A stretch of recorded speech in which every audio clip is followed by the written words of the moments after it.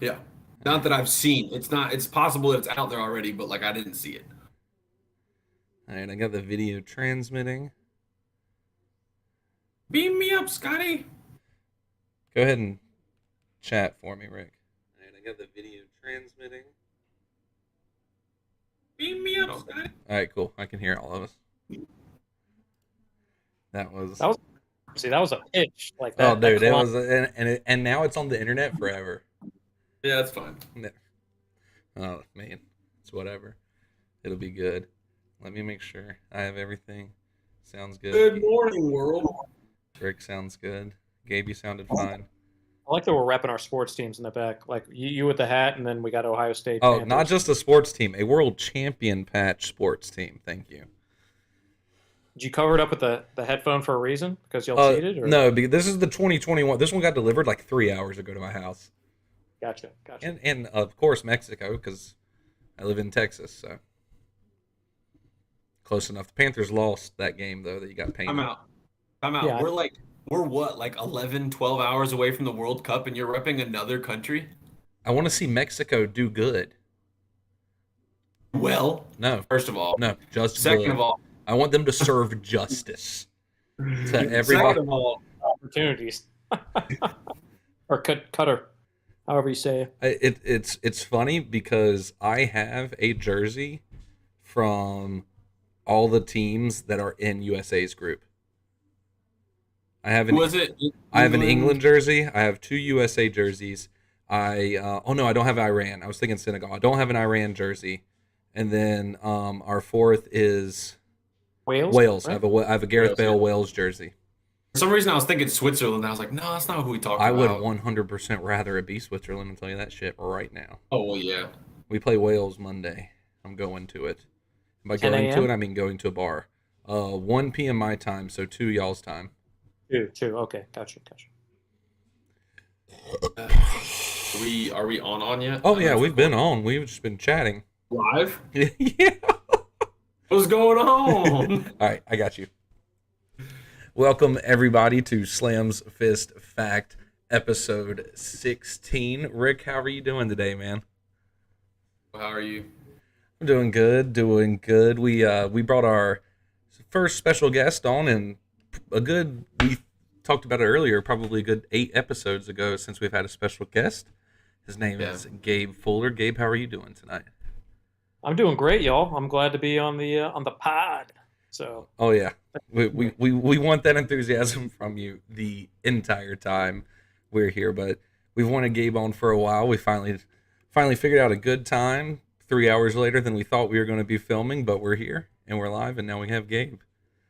But to start things off, we'll do what we do every single podcast, just like our lovely friend Kelly said, and we'll start with Gabe. Gabe, what are you drinking today?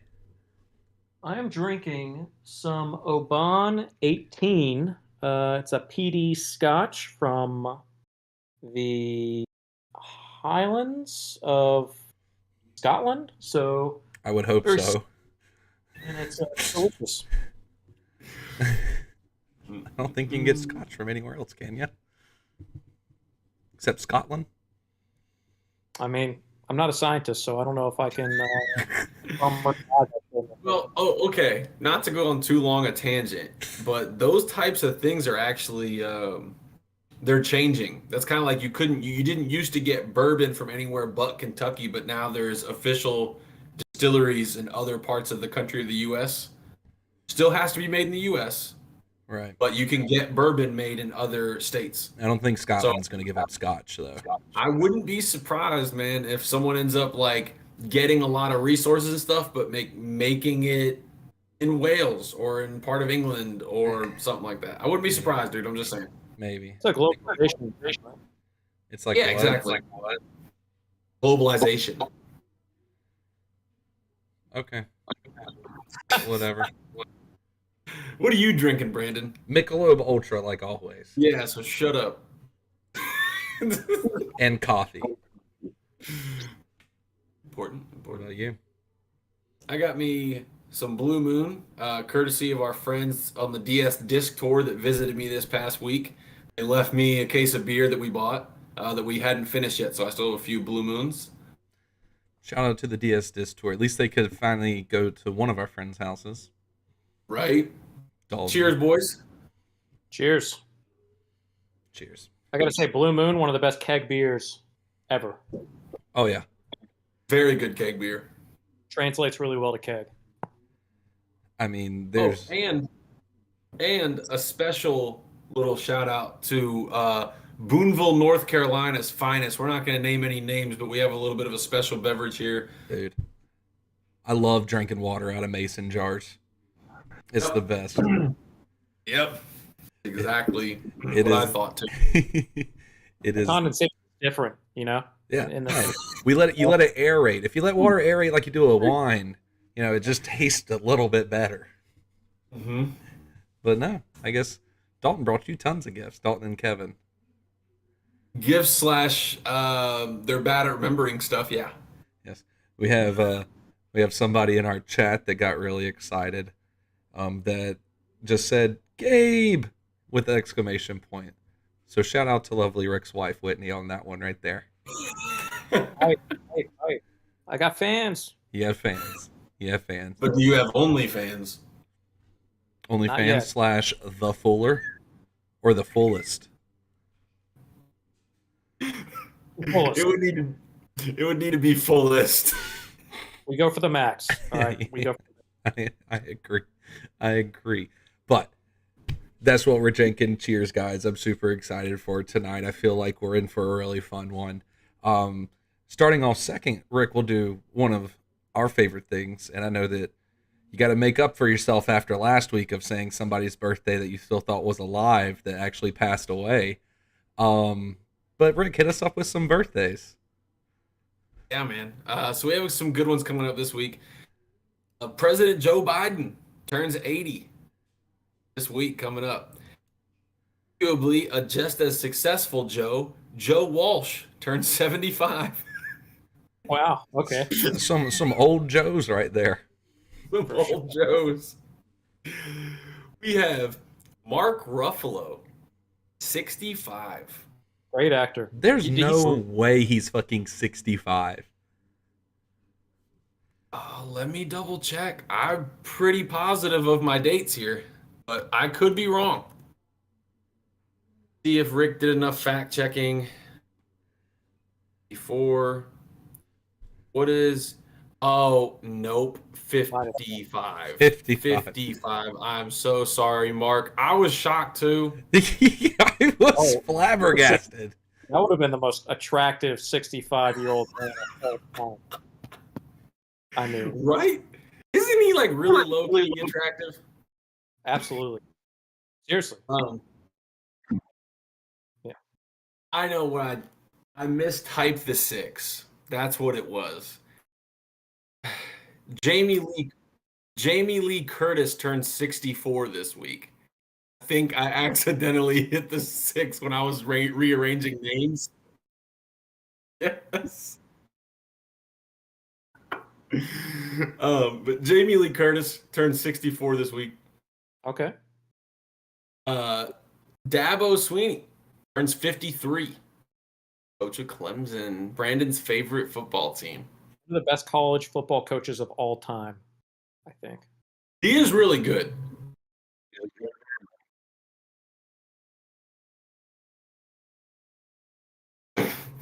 Yo, he rips it down the slope too. He does.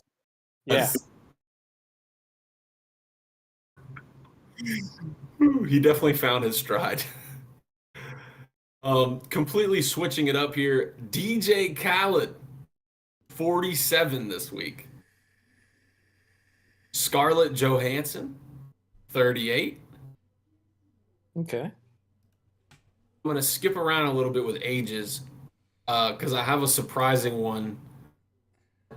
Half-Bjor Julius Bjornsson, mountain, Thor, professional strongman, a 3-match boxer, turns 34. Okay. I Thank thought God that he's was older. Thank God he's older than me. Because if you would have said like 28, I would have been like, fuck, dude. The dude has done a lot by 34. You know, That's he played for Iceland's junior national basketball team. I would hope so. Well, he It used to sounds be a lot thinner. He was like really thin. Played forward for Iceland. He's obviously been an actor now, strong professional strongman. He's a father now. like a Schwarzenegger level like incline that this guy's on. Is he going into Yes. politics? Yeah. Like, I mean, it's I feel Iceland. like if he Who in ran Iceland wouldn't vote for him? exactly. If he ran for president of Iceland, I'd be really shocked if he didn't get it. who would have the stones to run against him? That's my question. The other president would just be like, "Hey, by the way, Thor's running, so we're just gonna let him have it, if that's cool with y'all." During the debate, it's also a lift off. You have to answer questions while repping like 350 on bench. A one man coup. He just took over the government. Like I'm, nobody. I'm sure there's at least one other person in Iceland that can do one rep at 350. His strength coach. Yes. So therefore, it's the guy who taught him how to be strong, or the actual strong man. The next two I have for birthdays this week, I was pretty shocked by. So you guys remember the song "Call Me Maybe"? Ray Jepsen. Carly Rae Jepsen. I know Brandon to watch Jersey Shore. You know Snooki. Yes. Are they the same Who do you age? who do you think's older? They're not the same age. I mean, clearly I would assume that Snooki would be older, but now that you asked me, I feel like the other lady's older. Carly Rae Jepsen is 37. Snooki is 35. Wow.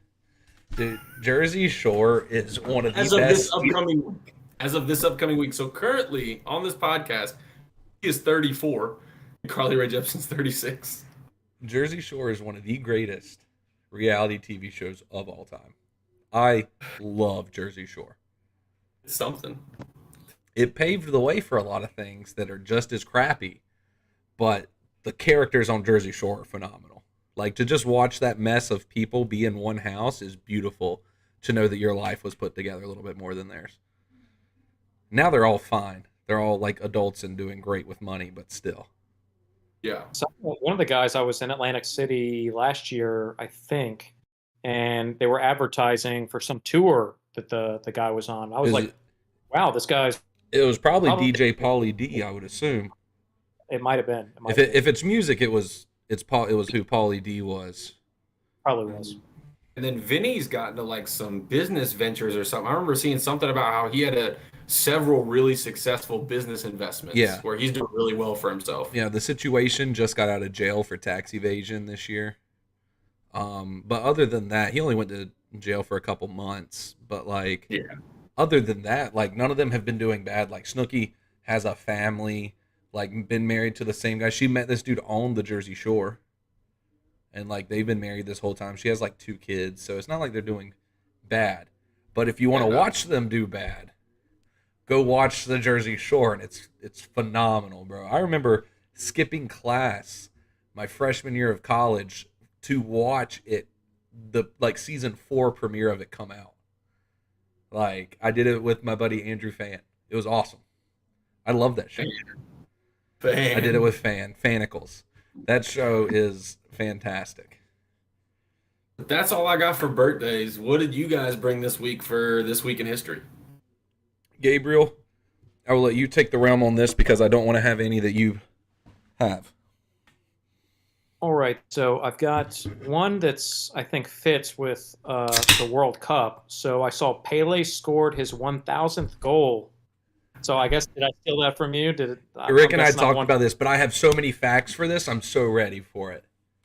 It's a super. I mean, 1,000 goals. That's unbelievable. Okay, I mean, I don't know where that ranks. I didn't look up the stats. it's number one all time. He's the number one world goal scorer of all time.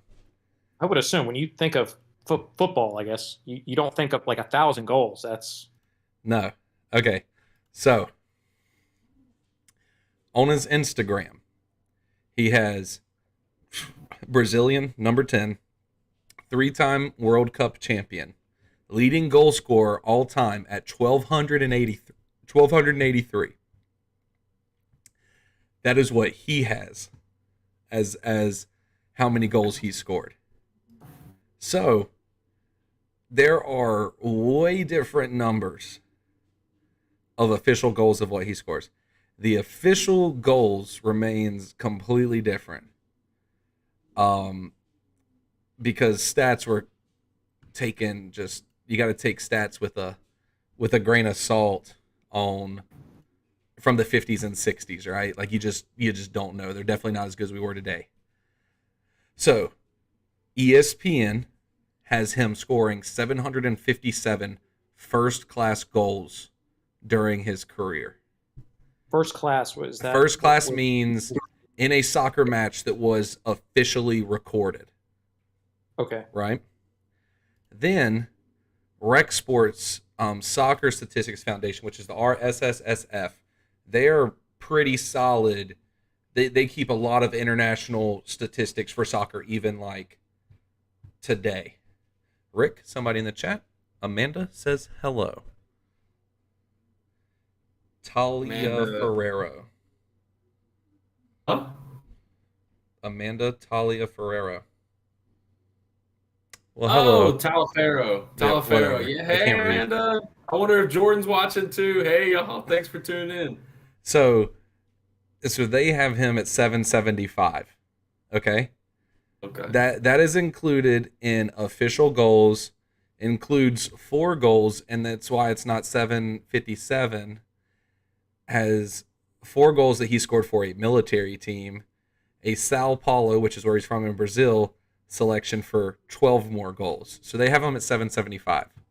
The Guinness Book of World Records puts him at 1,279.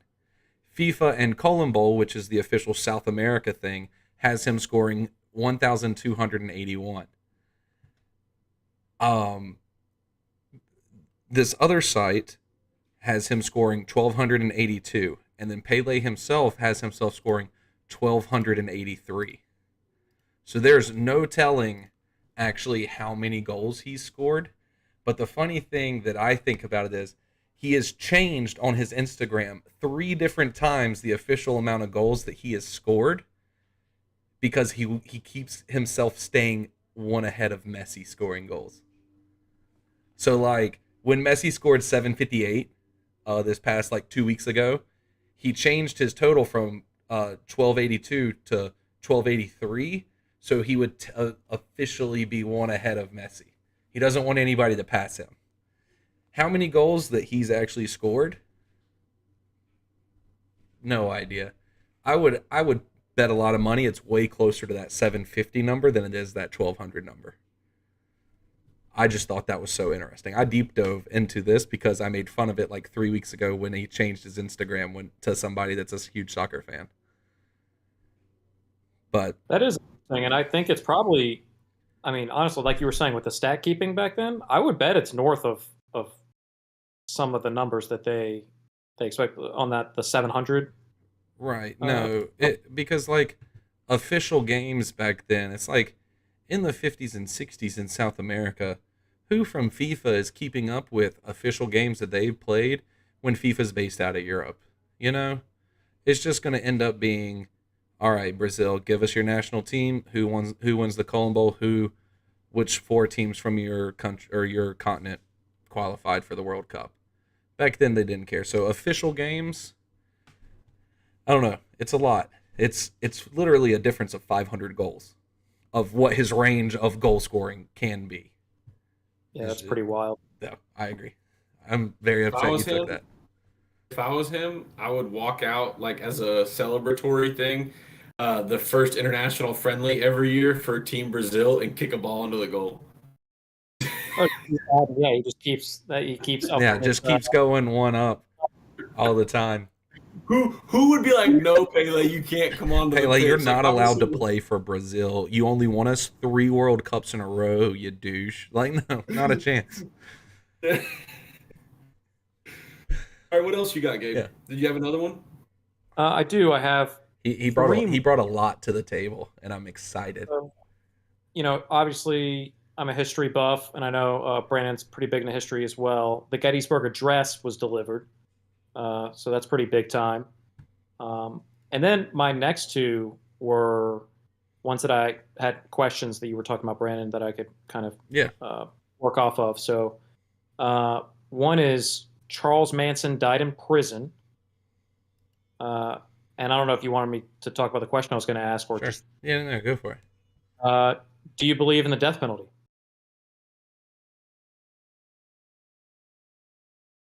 Floor is open. I don't know if any of y'all have immediate thoughts. I mean, there's I think there's valid arguments either way.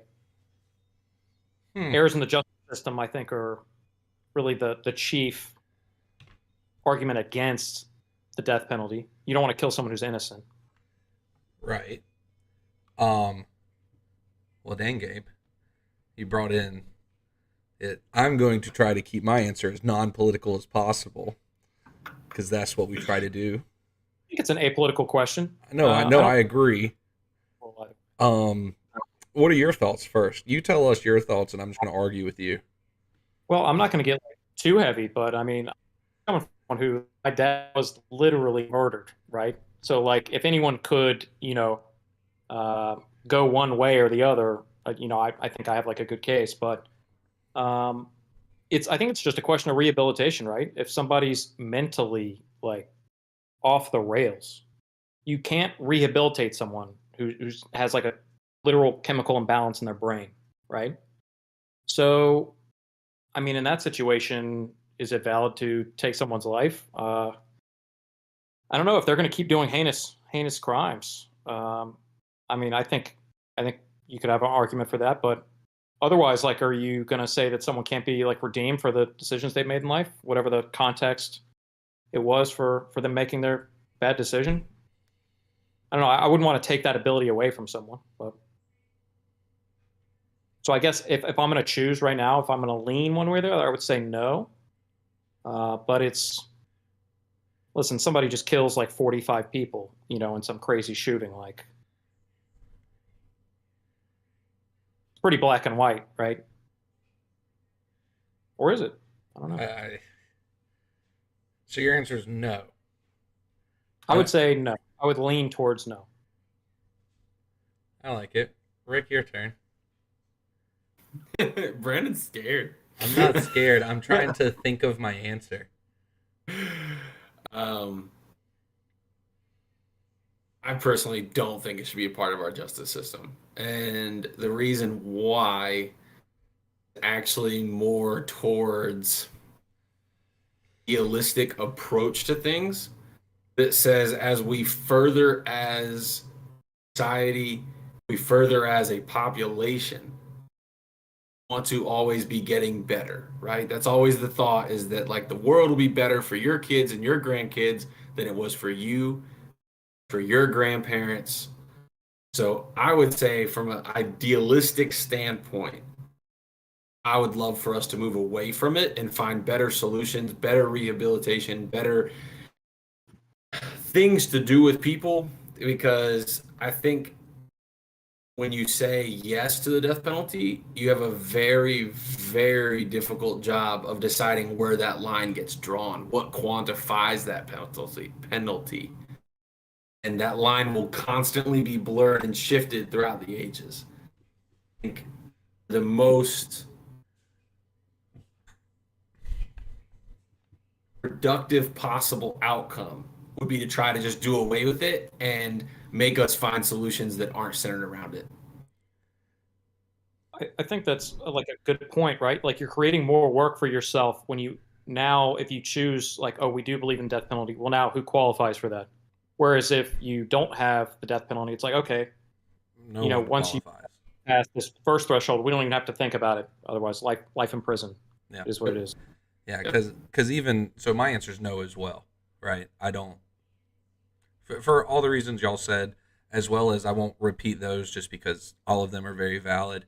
But you also have to think of the toll that not only one it puts on the family, or if you find out Rick was sentenced to the death penalty, boom, Rick goes to prison for a year. Here's his date, right? It's set and it actually happens, and then new DNA evidence comes out a year later, and Rick's innocent. Then you just did an innocent person, so that brings up tons of gray area and red tape and all that. But also, like, even from a standpoint as if I'm the doctor that's like saying doing the lethal injection, that puts a toll on me because I'm physically taking someone's life. Yep. And just for those people who who have to do that, eventually mentally that's not going to be good. Even for, yes, these people, if it's just a horrible bad person, like, hey, this person 100% did this heinous crime that in our state deserves this death penalty. Cool, great, we'll go through with it. But it still also puts a lot on the pressure, or not pressure, but just mental capacity of that doctor. It's like, hey, what'd you do this week? "Ugh, I took 3 lives." You know, it's a lot, but I ultimately will go with no as well. There are definitely other ways that we can figure out. Yeah, because if you do something bad, life in prison sucks too. And plus, if you're insane enough with Gabe's example to just do something and kill like 45 people, do you really care about your life anyways? Because you're probably going to get caught. You'll get whatever penalty. So if you struggle with, you at least have life in prison. They can suffer that way instead. So I'm gonna go with no. That I think Other that's heavy hitters you want to drop on us, Gabe? Yeah, that may be the most heavy question we have ever talked about on this podcast, and it hit me hard. I was like, was not expecting that at all. As Gabe's like, I got some questions for y'all. I love here it. to bring the No, I'm here to no, bring the dude, heat. you bring it all day. I don't care. It was just like, damn. Gabe's No, we're playing baseball. Come Yeah. Gabe's question too. What's the meaning of life? on. It's not too many steps away from that. So this week in history, the Department of Homeland Security was formed, and I think that's actually thinking about it. I'm surprised it wasn't, and I'm sure there's some overlap that it maybe assumed some responsibilities from some other departments within the government. But I am a bit surprised that in some manner didn't more literally exist before 9/11. But it got me to the question of like, and it's I guess it's a vague structure of a question, but it's security versus freedom, right? So obviously post 9/11, we live in a world where you go to TSA, you get just bogged down, bringing stuff into the country. We've got the Patriot Act. So, like, how much does the government have the ability to invade your privacy when it's regarding your own safety? And I'm actually reading a book right now. It's called Freedom by Sebastian Junger. And he kind of talks about this question. He went on this hike across the East Coast just to get away from society, right? To be as free as humanly possible. And he went with some of his buddies, and he kind of realized like how much you rely on the community just to survive. So there's like a deep tie with security versus freedom. So I thought it's kind of interesting, maybe not question, but topic to kind of just go on a little bit. Because you talk about gray area with like the death penalty. There's so much gray area with this. I mean, where do you draw the line? As technology becomes ever more present in our lives, it's a challenge. Was there a specific question? How do you want to phrase that? Uh, yeah, I mean, like, I guess I didn't have like necessarily a specific question off of that, but are there things that you think transgress your own individual freedom, or are there things that like with COVID, right? I mean, this is you talk about like national health mandates for vaccines and stuff. Uh, I mean, that's like whether you lean one side or the other. I think most people understand both sides. It's just like where you make your decision, right? Um, you talk about, I think there's a book called Guns, Germs, and Steel, and it goes into basically all of humanity. And guns, warfare, germs, bacteria, disease, talking about Black Plague, influenza, um, and steel, which is essentially technology. I mean, those three things kind of define human civilization. So, um, like with a vaccine mandate, I mean, there really is it's a big deal. Uh, Right. So you're essentially asking where we should draw the line of like security versus privacy versus our own rights versus mandated things and all that jazz in between. yeah, and I mean, maybe there's specific, like I brought up the Patriot Act and vaccines. But I mean, there could be other policies or elements like computers, right? Like, are computer cameras on right now? Should NSA have the ability to protect us from terrorism?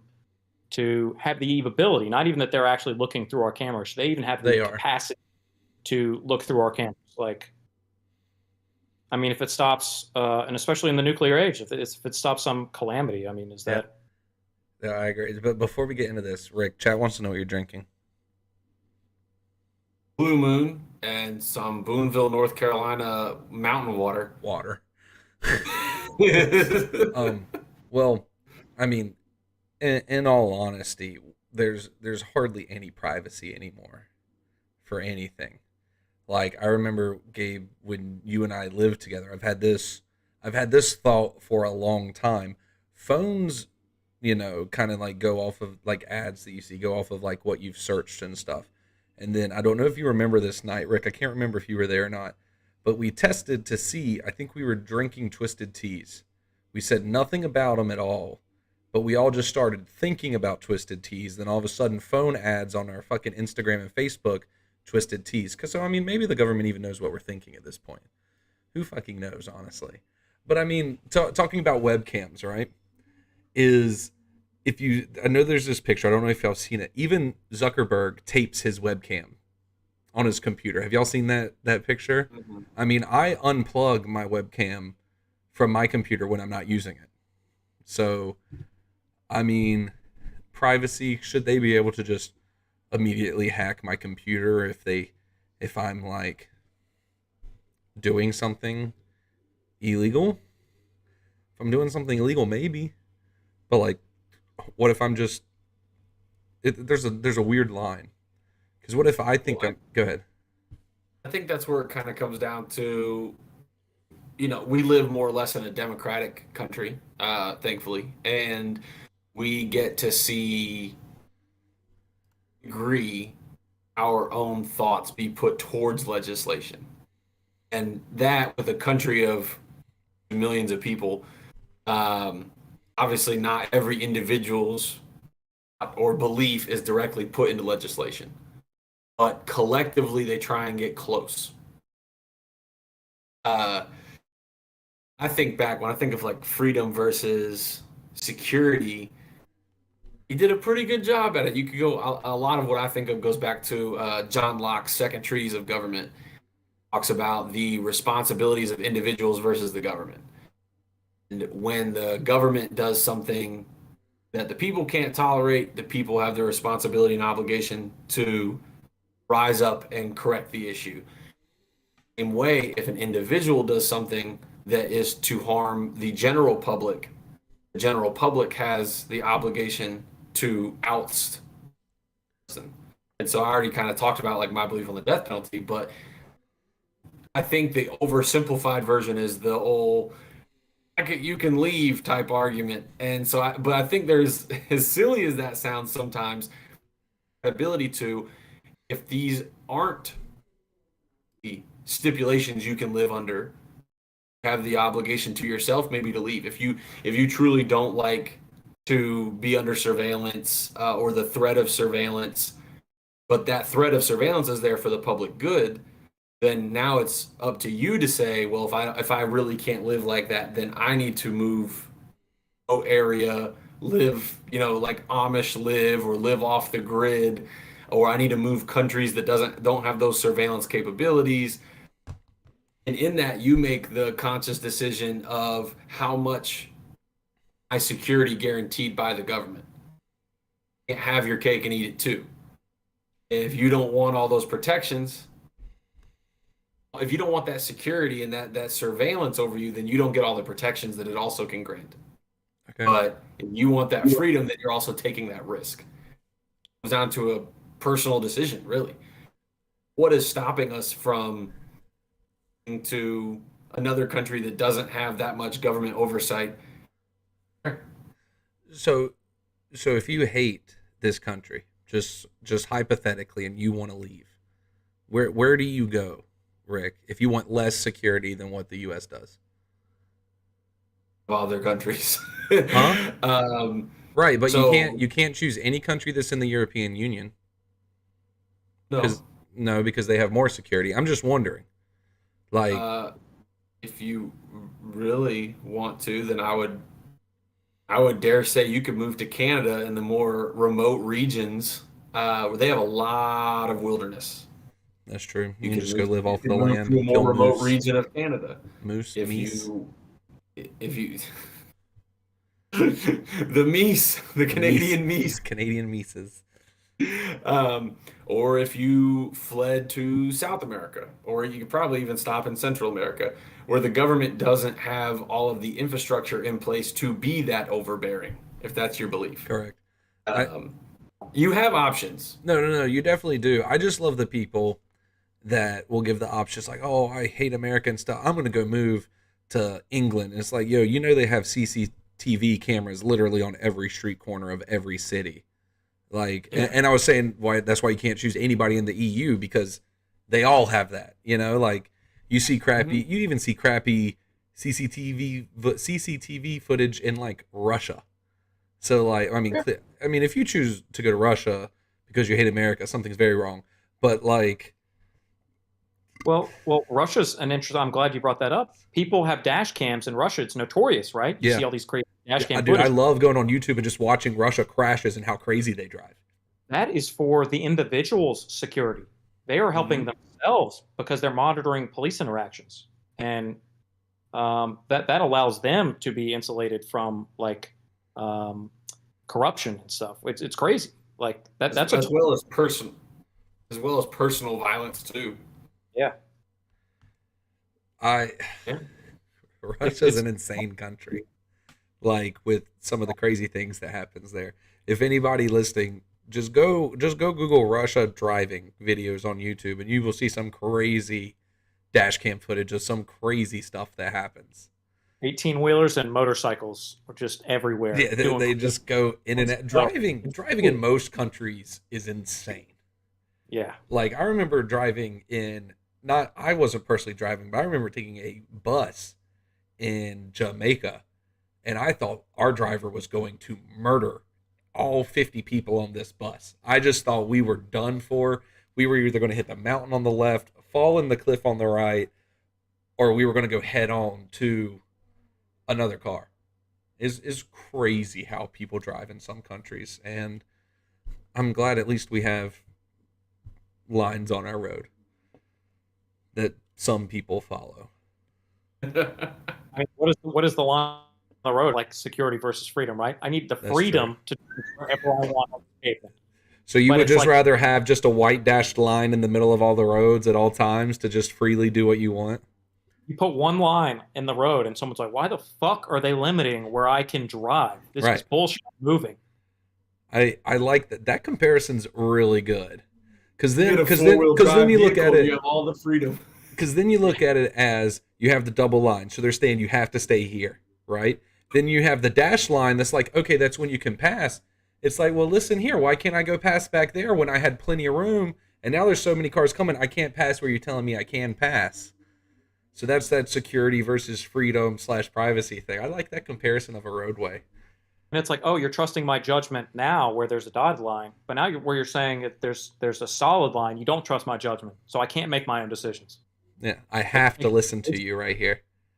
Yeah. And if not, you get in trouble. Somebody that works for the government gives you a ticket. I like Can I that. detour on this? When they say, was it like speed is enforced by aircraft? Is that just bullshit, or is that like a real thing? Okay, so Oh, so like what, aircraft are monitoring my speed? so there's This is only like insane. 3 places that I've seen that sign. One is right north of Jacksonville, North Carolina. And I think that one's true because there's a lot of military bases there. I will say that one's true. I've seen one in Florida. Driving down, I think it's Highway 1 that's on like the Gulf side of Florida. Gabe, you live in Florida. You can correct me. Is it Highway 1 that kind of runs that whole way down? I'm not sure if it's called one. It might be, but that's what I took to get to Tampa. Right, like you went to Jacksonville, then you took over, then you took the rest of the way down to Tampa. So I've seen the sign on that road. And then entering Virginia, just entering in general, it's like, welcome to Virginia. Virginia's for lovers. Speed enforced by fucking aircraft. You will be shot down or something. It's the only three places I've seen it. I think if an entire state posts it, it has to be true. It might not be everywhere, but like if it's like "Welcome to Virginia, speed limit enforced by aircraft," you're like, maybe it is. I've never seen just a helicopter chilling, just marking speed. Like how is it enforced by aircraft? UAV drones? Is Sarah Palin, is she shooting wolves out of it and also has a radar like that she's like clocking cars on? Is that what's happening? I mean, dude, there's probably a total of like 185 cars in Alaska, so there's no telling. There's more sled dogs than cars. You just ride grizzly bears to work, right? Is that Did you know that the talking about grizzly bears, did you know that the population of grizzly bears used to come down all the way to Texas back in the heyday? So What like is the heyday? like the late 1800s, early 1900s, right? So like when I was going to Denver for work, Amy was like, "Oh, are you going to go to Red Rocks?" You know, see, I was like, "Yeah, I want to go to Red Rocks." I was like, "I'm going to drive up. I want to see Colorado Springs, or not Colorado Springs, Boulder." Right? I was like, "Yeah, I'm going to go on a couple. I went on a couple hikes around Red Rocks." And then I was like, but I don't know. I was like, "Should I take my gun?" And she was like, "You can't take your gun on an aircraft." I was like, "Yeah, but I was like, if I have a special permit and a lockbox, I technically could. What do you need your gun for?" I was like, "Grizzly bears." And she was like, "Brandon, grizzly bears aren't in Denver anymore." And so I Googled up like the population of grizzly bears and where they are in America, and right, and you know, clearly most of them are in Canada and Alaska and stuff now. But like they kind of they used to populate the entire Rockies all the way like through Colorado down into Texas, because technically, even though they're very small, only like 4,000 or 5,000 feet, there are mountains that come into Texas on the west side, in like El Paso and stuff. And the grizzly bears like dominated pretty much the Rockies all the way from Texas into a little bit of Mexico. And I was like, see, could have died, even though the population of grizzly bears in Colorado are now 0. But yeah, fun fact about grizzly bears for you right there, that they used to be all the way down into Texas and Mexico. That is interesting. You think that was a human thing that pushed them out, or a climate thing, or Probably both. I would say, Thinking a lot human. I would say more human than climate, because I it mean, still gets cold in Texas? I mean, huh? It still gets cold in North Texas, right? Yeah, it snows in North Texas all the time. Like Dallas and North is Dallas and North have normal seasons. You get where I am, and it's summer, like like 3 weeks of coldish, and then summer again. Like right now, we're in our winter. It was 40 degrees out here today and raining. It gets cold at night, right? Like No, no. no. In winter times, a little bit, but like summertime at night, still like 90 degrees in South Texas. I'm talking that I cannot speak. I know West Texas gets really cold at night still, and I know North Texas does. But speaking from experience of living here for 3 years, South Texas does not get cold except for like 3 weeks out of the year. Other than that, you'll step out. You'll be like, "Oh, let me take the trash to my dumpster at 9 o'clock at night," and you walk outside, and boom, you're just drenched in humidity and sweat immediately. It is absolutely horrible. I love Texas, but I'm glad I'm going back home. I tell you that right now.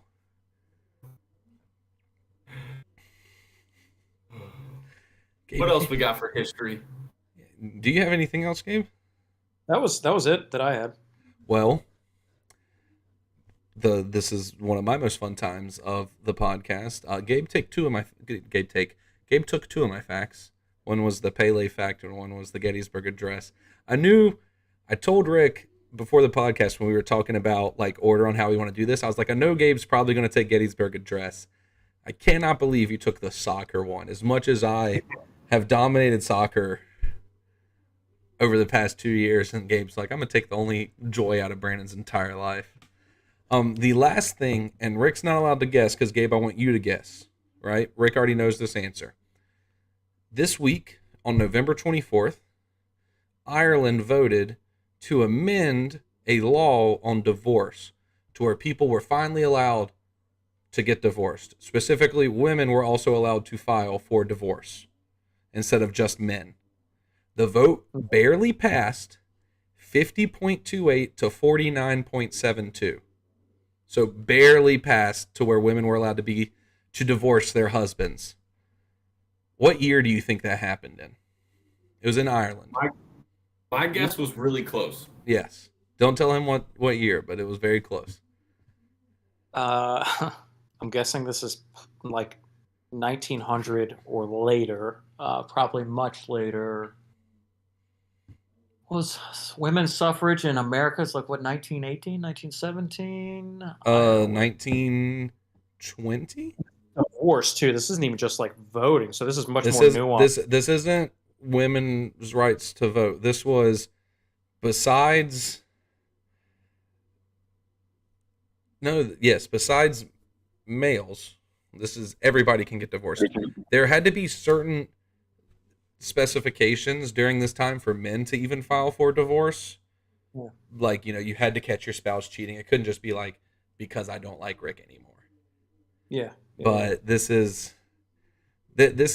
amended everything to where all divorce was on the table. Everybody can file for it. It's free reign. You know what? I'm gonna go with my birth year of 1992. Dang, Rick was closer, but it happened in 1995. What, you were closer? What'd you guess? He guessed 97. 97. 97. Yeah. Wow. This is right rules. You went over. You bust. No, I mean he's closer because technically this is closer to 96 than 94. Yeah. But dude, 95, 90. That is insane to know that we were born before women could file for divorce in Ireland. So you think that correlated with like the IRA and like all that No, strife that? no, because I said Ireland. The As IRA opposed- was North Ireland, which was part of the UK. Ireland is not part of the UK. North Ireland, Ireland. Is really a difference on that? Go to North Ireland and tell somebody, or go to Ireland and tell somebody. Just ask. I haven't been. Just, You have been just, to Ireland. just go to Dublin and just be like, yo, y'all the same as North Ireland, right? And watch what happens. Can we get some Irish in the comments to clarify this for us? Your ass, Gabe. So in Belfast, right, Northern Ireland, because Northern Ireland has the stripe, half want to be part of the Republic of Ireland, and half are like, we're pretty happy with being in the UK. You can see streets, just literally just blocks apart, that clearly people that live here support living in the UK, and clearly these people want to be part of Ireland, because you'll see like Great Britain flags and all that stuff down this street, then the next street is nothing but the Republic of Ireland flags. It is a very sore subject over there, and you don't say anything about it. You don't order Irish car bombs like we do in America. You should order them as Irish slammers. That was the first thing our tour guide told us when we were in North Ireland. We were on a Game of Thrones tour, and he's like, hey, we're going to stop at this bar. He goes, we'll do a couple of Irish slammers to get the Game of Thrones drunkenness type of feel. And somebody's like, oh, what's an Irish slammer? And then instead of just going, oh, it's an Irish car bomb like you order in America, he goes, the really bad thing that people did and blew up a bunch of cars back in the 90s and 80s? He was like, yeah, it's that, but we just don't call them what that was like you do in America. And I was like, pretty cool. Is that one of the slogans that's going to get like canceled because it triggers people? I mean, it's not the nicest way to order a drink in the world. I agree. Who was the person who coined that term? Was it a Brit? Was that a way that they got back at him? I don't know. Do you think you can go to London and order an Irish car bomb? I don't think I'm going to. I'll text Kyle. I'll text my brother-in-law. He lives there. He has to know. Because they're not. Because in all honesty, they're good. They're a good drink. I agree. I like doing them. I for one, since that guy told us that, have ordered them as Irish slammers. I don't want to call them Irish car bombs anymore. Well, you sound pretty enlightened when you go and order a slammer, because then the guy's gonna be like, "What slammer? What?" And then what you just be about? like, and then if you don't know what's in the drink, then you got to go be like, it's an Irish car bomb, but it's just not nice to order that way. But Oh, dude, yeah, I don't know, but no, if you go and you're like, oh, Northern Ireland and Ireland, it's like the same thing. You will get the fuck beat out of you, probably more than likely. If you talk to somebody that supports the Republic of Ireland, if you talk to somebody, I mean, shoot, either way. If you go to Northern Ireland and you talk to somebody that supports the UK, then you'll get beat up. If you talk to somebody that supports Ireland and Northern Ireland, they'll be like, "Yeah, Gabe, it's all the same. We need to be part of Ireland." I'm gonna cancel all my trips to Ireland. Actually, I think it's just a situation. Don't I'll just just cancel your trips to Northern Ireland. Okay, But I gotcha. will say Northern Ireland was just as beautiful as regular Ireland because it's all one island. But anyway, back to the important thing, divorce. The important thing, divorce. Yeah. So we were 2 years old. Well, Gabe, you were three. You old ass. Um, when I'm sorry, divorce Brandon. You said you were 22 years old. when divorce happened in Ireland. No, I am young. Okay. I do not. That's what a I lot of have old people I have say. 3 more months in my 20s. Okay. I am not old. Gabe's old. Gabe is hit This the 30 mark. he has 3 more months in this round of his 20s. It is my third round in my 20s. So Rick, or no, Rick. You're like 28, right? wow, you don't know your friend's birthday? No, I don't. He's younger. I know Tommy's birthday, October 3rd. Like I said, his birth date, I guess. But no, Rick, you're younger than me, like for sure. Rick's You younger are than like, I am as well, Everyone's younger than you, Brandon. except Gabe. Rick is the same age as my brother. You're the same age as Ryan. that does Really? not fuck. I'm 99% positive. Yes. I'll Now, turn 28. I'll turn 28 in April. What year were you born? I don't want to do the 95. math. 95. He's not the same age as Ryan. You're the same age as Austin. That makes more sense. But anyway, so Rick, or not Rick, F you, Rick. Gabe, thank you for those wonderful uh, facts about history. And thank you for taking all of mine, except one. Now we're going to go to a fun part of the day, which I thoroughly enjoy, is our top 5 draft. Gabe, we explained it to you pre-podcast, but we'll explain it to everybody on here.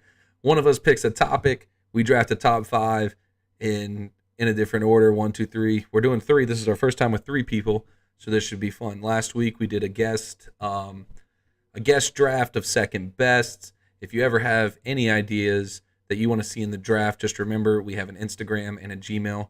They are both Slams Fist Fact, just slamsfistfact@gmail.com, and Instagram is at slamsfistfact.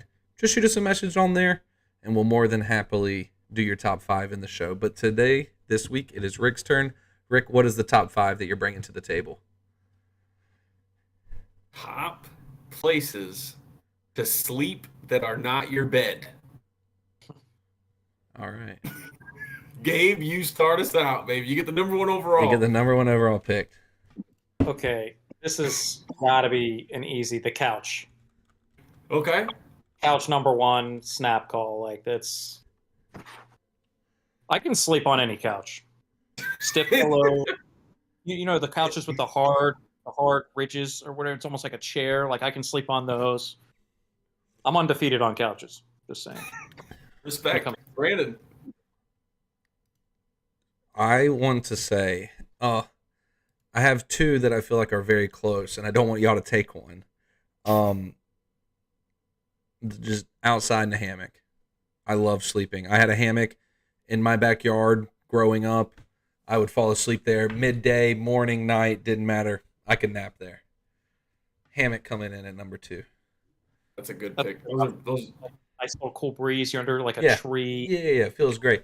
On like a fall day where it's like 65, 70 degrees outside, you're doing great. What about you, Rick? the car when you're not driving. Oh, I like falling asleep in the car. I You can. talk about undefeated on the couch, Gabe. I'm not the driver, not doing co-pilot duties. Gone. I'm out. I'm resting for whatever we're driving to. Period. Well, you got to get the key position because I think like the white noise, as long as the radio's not blasting, the white noise of just moving, like the car hum, just rolling on the pavement, like you can definitely go to sleep with that. But sometimes when you're trying to like you hit the seatbelt lock or whatever, or it Oh, depends dude, on I guess. I'll find the position. I'll find the position. Yeah, it does not matter. I can fall asleep in the car. I can fall asleep anywhere, but like the car when you're not driving is a great one. When you're driving is dangerous a little. But Yeah, that disclaimer right there. Not driving. All right, Gabe, what's your second one? So do we get to repeat or we got to constantly? It's like a draft. You cannot take what the other person said, and that's what makes it difficult. Yo, I gotta say, like after the couch, it's slim pickings for me because I cannot fall asleep in a plane. I can't do it. It's impossible. Dude, plane, I can fall asleep. I fall asleep on the 45-minute plane rides from San Antonio to Dallas. I'm out like a light bulb. That baffles me beyond belief. But you're an enigma of a human, so I mean, it kind of. I'm going to take it as a compliment, but we'll discuss on what that really means after the podcast. Man, I am like. Someone's draft crew is not doing their job right Not now. at all. You know what? This is gonna sound wild, okay? I'm here for it. This might be like I don't know if controversial or polar. I don't know what the deal, but oh man, see, I don't know if I've ever like fully fallen asleep in this place though. I've like rested in this place, but I've never fully fallen asleep. I don't even know if I should say it.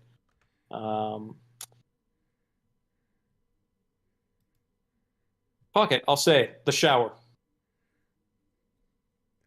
Have you ever laid down in the shower, nice warm water, just like pouring on you? You just get like a nice like 1 minute of shut eye. That ever happened? Ladies and gentlemen, we have had the worst draft pick that we have ever received.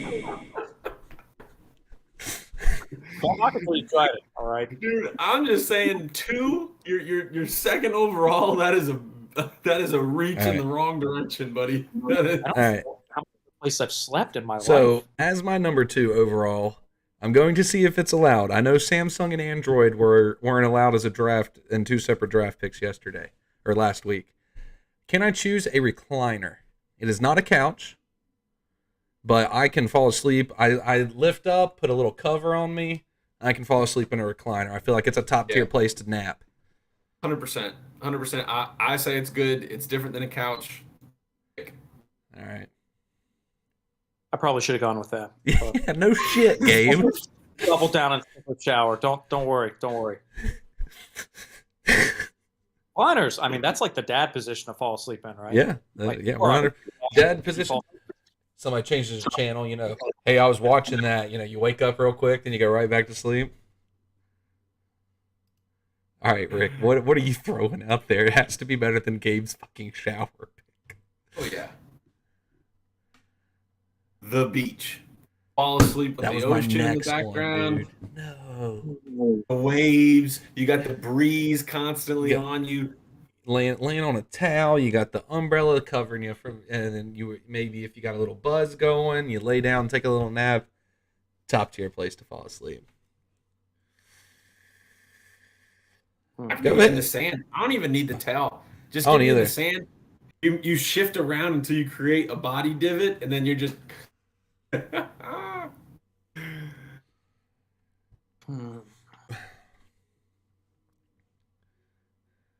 This is gonna be really weird too.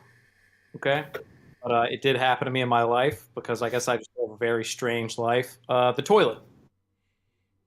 Spring break, Austin, Texas. Took an edible. Got really fucking high. Passed out on a toilet. I slept really well. My hands were down at my ankles, by the way. In our YouTube chat, yes, Whitney, I took hammock as my number 1 overall pick after Gabe chose the couch. So hammock has been taken. And you just said, what'd you say? The toilet? The toilet. I'm a heavy bathroom. Like I maximize the bathroom in ways that other people don't. Right. So, yeah, toilet. So My dad is listening in. Dad, I appreciate the listen. I love that you're here, and he's got some good suggestions he's chiming in with. And one I'm not gonna say because one is because you want to take it. absolutely one I was already gonna go with. Okay, I am going to say I'm going to keep it with the aquatics like Rick did. I'm going to say one of the lounge chairs after a long day at the pool. You're in the sun. You know the lounge chairs that can recline and you can set them to different things. I love falling asleep there. I've fallen asleep there a lot of times. I'm taking a lounge chair. An outside one technically. Very nice, very nice. It's funny enough. So he just texted me and said, "Boat." I'm gonna take it one step further from my raft guide experience. Rafts are inflatable, which is phenomenal. And on an overnight trip, I 100% slept in the raft. You can let a little air out to make it a little softer, but you have an inflatable bed in a raft. I Okay. can imagine like putting your arms up, like laying your head back, like a raft actually. Oh, Sneaky. I'm mad. that's a Rick steal. A steal. Rick has taken two of mine. I was going to say boat as this one, but I was like, nobody's going to say boat. So I was like, oh, the lounge chairs at the pool are a good one. And then next pick, Rick's like, boat. Doesn't count because the better Rick's dad. That's his boat. That's on the side. Doesn't count, Rick. Choose again. Actually, no, you can't choose again. Boat's mine. But, all right, Gabe, please redeem yourself after choosing shower and toilet. I will redeem myself because this one actually is a good one. Rocking chair, front Okay. porch, sit in a rocking chair. Like You a get a front- nice little rhythm. Still get the breeze, still get the shade. Life's good. Some birds chirping. I will say, with rocking chair off the table, as Rick's or as Gabe's, I think front porch swing does not count anymore.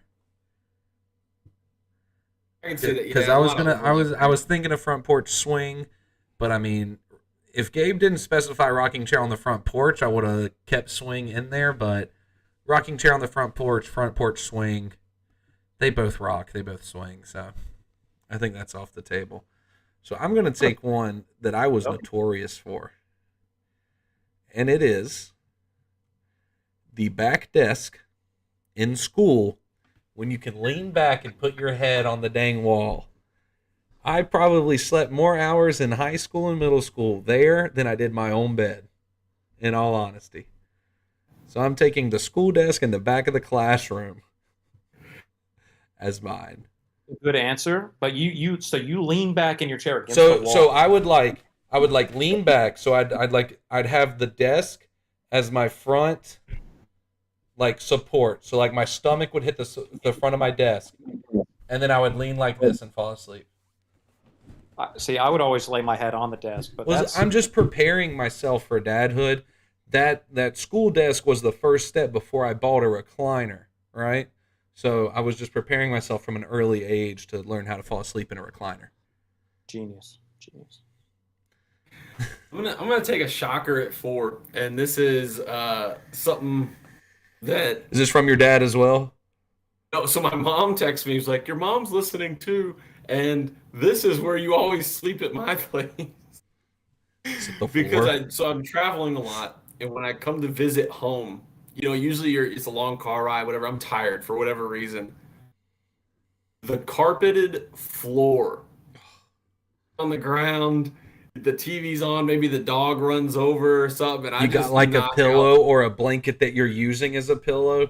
See, I love that we're on the same page, and Gabe's like, F y'all, I want the couch or my bed or I'm not sleeping.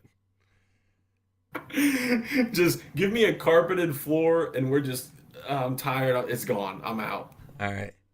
Not all carpets made the same though. There's some carpet that's unsleepable. Like hotel carpets, horrible Yeah. carpets. No, that's no. This is a pretty nice rug. This If I is, do say so myself. Nice rug, nice carpet, in a nice house with a nice family. Rick can fall asleep. All right, Gabe. You've had All right, we're in the three. final round. You've had 3 crap picks, and 1 good one. No, the rocking chair is not a crap. pick. You're right. You've had 2 crap picks and 2 good ones. Sleeper pick right here. No pun intended. Sleeping bag. Dude, When you can't- no! Wait, I'm sorry. What was it? Sleeping bag. A sleeping bag. You're mummied It's amazing. You're outdoors still. You're sleeping on the ground, but you're kind of not. I don't know. Sleeping bag, I think, is the nuts. I would sleep. There were times, very rare, times when I was young, I would actually sleep in my sleeping bag on the ground in my house. Okay. I'm not against it. I'm not for it.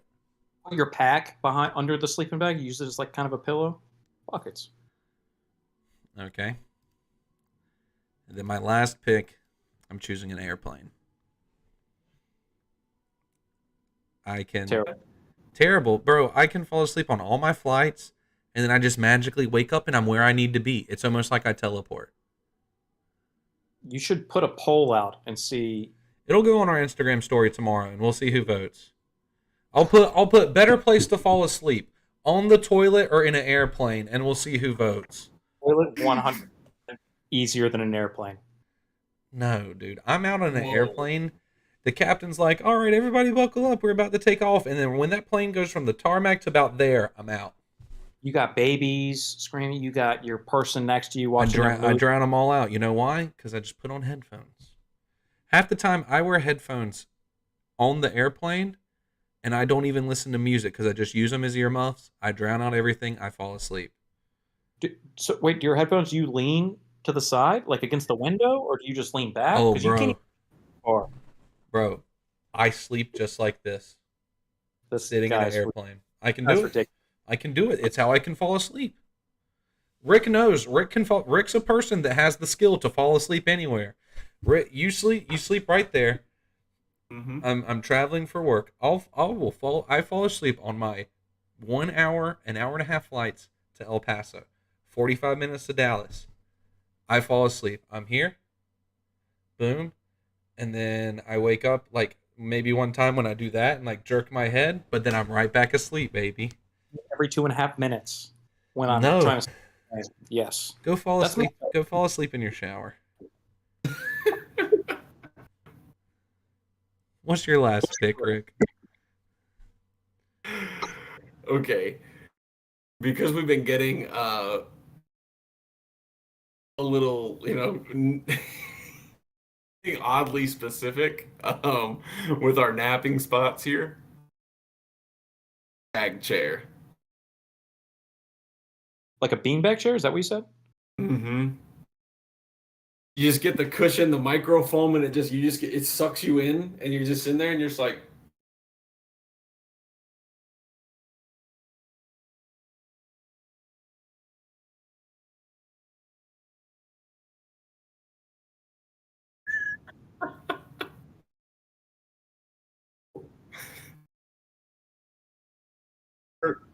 Perks of Tommy.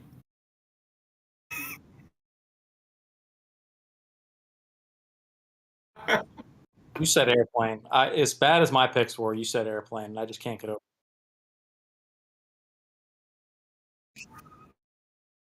I ran out for one, so I mean. Hey, for this poll that's gonna go out on Instagram, I just want specifically, who do you think won the draft? I think my top to bottom 5. I think I got it, y'all. I think yours is good, but you're kind of like the 2017 Astros. You cheated and took an answer that your parents gave you. Ooh. Wow. No, my dad and I were just on the same wavelength. Maybe Mom that's was it. right. My mom came in more than anything and reminded me that I sleep on the floor when I'm really So tired. I have at least, and we can talk about honorable mentions. I have an honorable mention from the chat, which comes from Rick's wife, which says the movie theater. I don't know how you fall asleep in a movie theater, but she says that movie theater is the best place. Hammock was her number 1 pick. I'll say this to back her up on that. If you don't like the movie, you can easily turn into white noise because you don't care. Like, you just literally don't care about what you're hearing. And it's already dark. No one's talking. So That's true. That's true. But why are you going to go pay $12 for a movie ticket to a movie that you don't want to fucking see? No matter if the movie sucks or not, you still want to see it. You love your husband. I'm not paying $12, $13 for an hour and a half nap. That's the most egregious, most egregious napping price I've ever almost heard. as bad as taking a nap in the shower. That's my her, and if it gets her away from having to worry about her kid, she will pay $13 to have an hour That's and a true. half nap. That's true. Whitney throws in, says, yes, Gabe, I go see movies that my hubby likes. So maybe Rick has a bad choice in movies. Rick's movie taste have been Rick, what's the called. number one movie that you've gone and seen in a movie theater this year that you enjoyed? Ooh, I don't go to the theater a lot anymore. Exactly. It should be an easy choice since you pick movies that you really enjoy. And better yet, to the chat, Whitney, what is a movie that you went to see for Rick that you would rather have taken a nap? You know what her terrible answer is? That this will put all of you back on my side. She went and saw Infinity War with me. Question: had she seen the previous movies that led up? No. It doesn't matter. Captain America wields Mjolnir, and then the Avengers all come and just dominate Thanos. You do not fall asleep in that. Amy and I were sitting on the couch the other night, and I was bored, and I just put that fucking fight scene on the TV. Team Rick on that one. I know I'm hashtag Team Whitney a lot, but... Okay, we can move past the draft now. I couldn't do what she did, but I get her logic. What's a movie you fallen asleep in then, Gabe? I don't really fall asleep in movies. In Okay. fact, I'm doggedly committed to watching a bad movie to its conclusion so I can form my own opinion of it, because I do not trust other humans with movie opinions. Only movie I've walked out on is the Die Hard 5, the one where he's in Russia or whatever. I paid to see that, left the theater because it was just so bad. I've only walked out of one movie, and it was because I was little and I got scared. It was Star Wars Episode 1, The Phantom Menace. Darth Maul? Was that it? No, it was at night when they were in the snow and the wolves howled. I was 9 when that movie came out, and I got scared, and my uncle had to take me home. Fun fact of the young life of Brandon right there. Last thing is, and before we move on to the next thing about this draft, Rick, you need to show Whitney the entire series, she says. Whitney, I have a list of the movies in order chronologically, not the order they were made. So I got you. I'll send that to you in a little bit.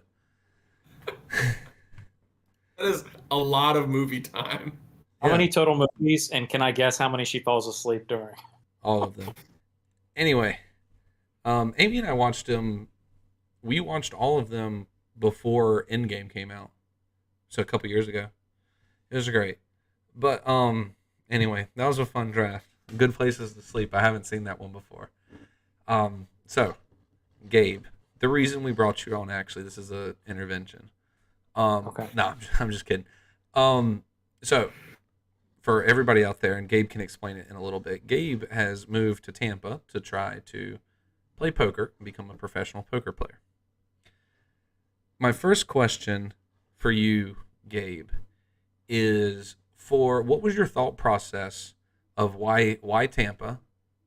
Why move there instead of, people, when I think of Tampa, I don't think of, prominent to where poker is. You know what I'm saying? Just as a casual person that doesn't know much about it. Why choose Tampa and not Vegas?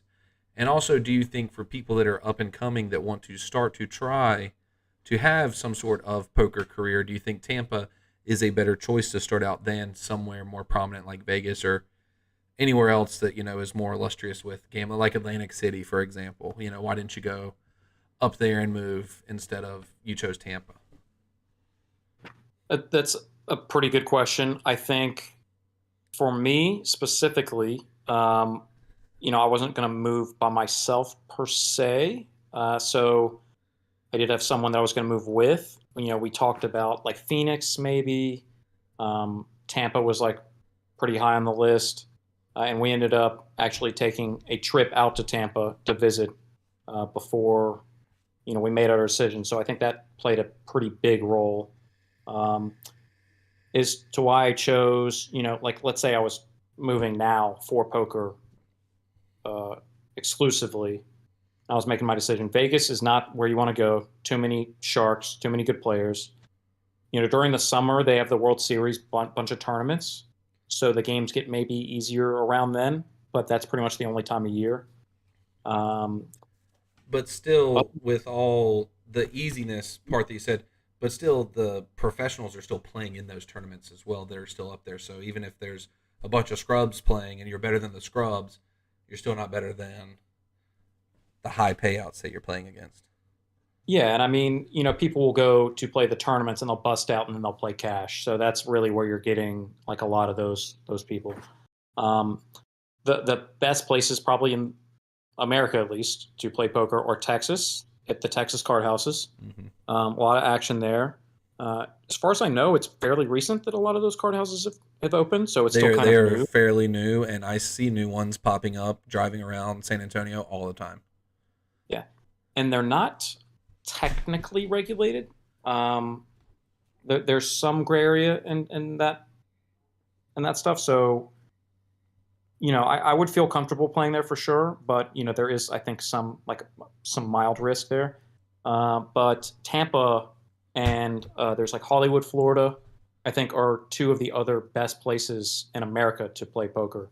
So, um, and in fact, I talked to a dealer recently about um, like the seasons, and it actually gets busier during the winter because of snowbirds coming down for vacation. Mhm. So not only do you get your general summer action, which I think was pretty good, me having moved in July 1st, I got a lot of action during the summer, and it seemed, pretty beatable, I think, as a decent poker player. But the fact that, you're going to get a lot of people coming down during winter as well, I think that's huge. And you could say the same thing about Texas and Vegas because those are both warm places as well. But I know distinctly Florida gets that traffic. So if you're thinking about playing poker, I think Florida in general or Texas are the two places to go. Um, Did like say because one of the thoughts I had was with him when he brought up especially the Vegas or Atlantic City thing. Did like the cost of living kind of impact that at all? Because I mean, Tampa's probably not a very cheap place to live, but like Atlantic City, it's going to be egregious anywhere you try and rent or anything like that. for sure. I think Tampa's definitely expensive. Hollywood, Florida, I think it's a little north of Miami, if I'm not mistaken. Um, so the cost of living is probably still pretty tough there as well. I think Texas is probably going to be your best bet in terms of cost of living. I know, like San Antonio, that's the same cost of living as like Wilmington, right, from North Carolina, which is kind of astounding. Um, and I know there's card houses in San Antonio, but there's also Houston and Dallas and stuff like that. So, you know, cost of living's been pretty tough anywhere. I definitely think Atlantic City is probably worse. Um, and where Tampa hits you, I think, is like housing, but I think where Atlantic City hits you is everything, Yeah. literally everything. Like apartments Uh, and anything are just outrageous there. yeah, Hmm. but I would say Atlantic City has one of the best, and the Borgata has one of the best in the country. It's probably one of my top three poker rooms I've been to. So, if you are thinking about playing, and New Jersey also I think has online poker legal, like Poker Stars you can play on. So, if you're trying to kind of dual threat, play live and play online, I think New Jersey's a really good spot. So, my question, kind of following that same vein, is just an estimate because I doubt you've kept exactly a running total, but estimate how many hours have you spent playing poker, and then a part of that, how many hours do you think you've put in studying poker theory? I know you've read books on poker, sessions, things like that. How much have you dedicated to playing? How much have you dedicated to studying poker theory? I don't study nearly as much as I should. That's an absolute fact. Let me see. Two, three, four. I mean, kind of like I know this is a big one, but like lifetime. Like so, your trips to Cherokee, your trips to Atlantic City, all that. Not just since you moved to Tampa. I bet hours I've played since coming to Tampa, I think, and I just did some quick math, and it might be even undershooting it. It's like 3,200 hours How long have you been in Tampa? since July, and I think it's 20 weeks, about 5 days a week, which it's actually probably more. It's probably like 5.5 to 6 days, and it's about actually I might have fucked that math up now that I think about it.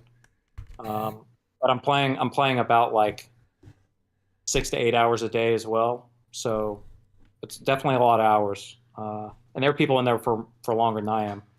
Um, and then poker theory, I mean, it's so interesting. Like poker theories, like talking through hand, like really what pros do, right? Is they basically run hands through ranges and just different spots. So you test different scenarios. So you know, you might test, oh, I'm at this stack depth from this position. Let's say I'm early position, I raise. You're raising a stronger set of hands, and you do different board textures, right? So a flop that comes out of like king 10 8 is much different than king 8 3, right? Because on one you're going to have a lot more flush combinations, straight combinations, set combinations, and playable like two pair hands versus just usually on like a king 8 3 board you're getting a lot of one pair hands and Yeah. a lot of three card floats, like three to a straight, three to a flush. So um, really you're just running through different simulations and testing your hand against different ranges from different positions. Let's say I opened and the big blind called, or I opened and the button called, or I opened and got three bet. Um, so really, that's all like poker theory is. So when I'm like, let's say I'm talking with Dakota, right? Dakota's one of our buddies. He plays a lot of poker. I talk through a hand with him. Is that theory? I mean, really, you're Well, just talking through a hand, and you're running and dissecting the decisions you're making and the ranges. So essentially, it's that is a so form of study. so when you talk to Dakota about a hand, right? And this is just me plugging in on what I would consider this. I don't know if I would consider it theory per se, because most of the time when you're talking to Dakota or anybody, Rick or your poker group that you talk to about a hand, it's probably a hand that you already did and you already ran Right. through it. So I would say that is more of like a poker analysis on your analyzing what you did.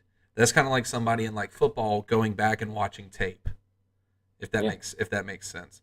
So I don't know if that's technically theory, because theory would be more of research on it and you've already done this thing. But it could also be considered theory. What? Go ahead.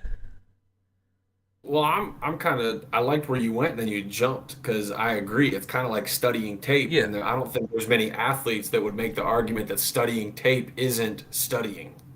Well, Like no, it even if is. it's tape of your own game last week, even But if it it's is your own game studying. last But I don't week. know if you could consider that poker theory, because you're studying something.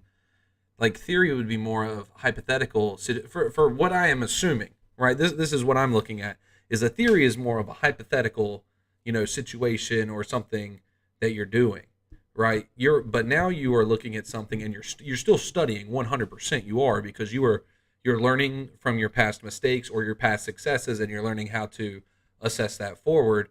But can it be technically considered theory because it is an actual fact that already happened? You know what I'm saying? It's weird. Look, I am over analyzing the crap out of what I am saying myself.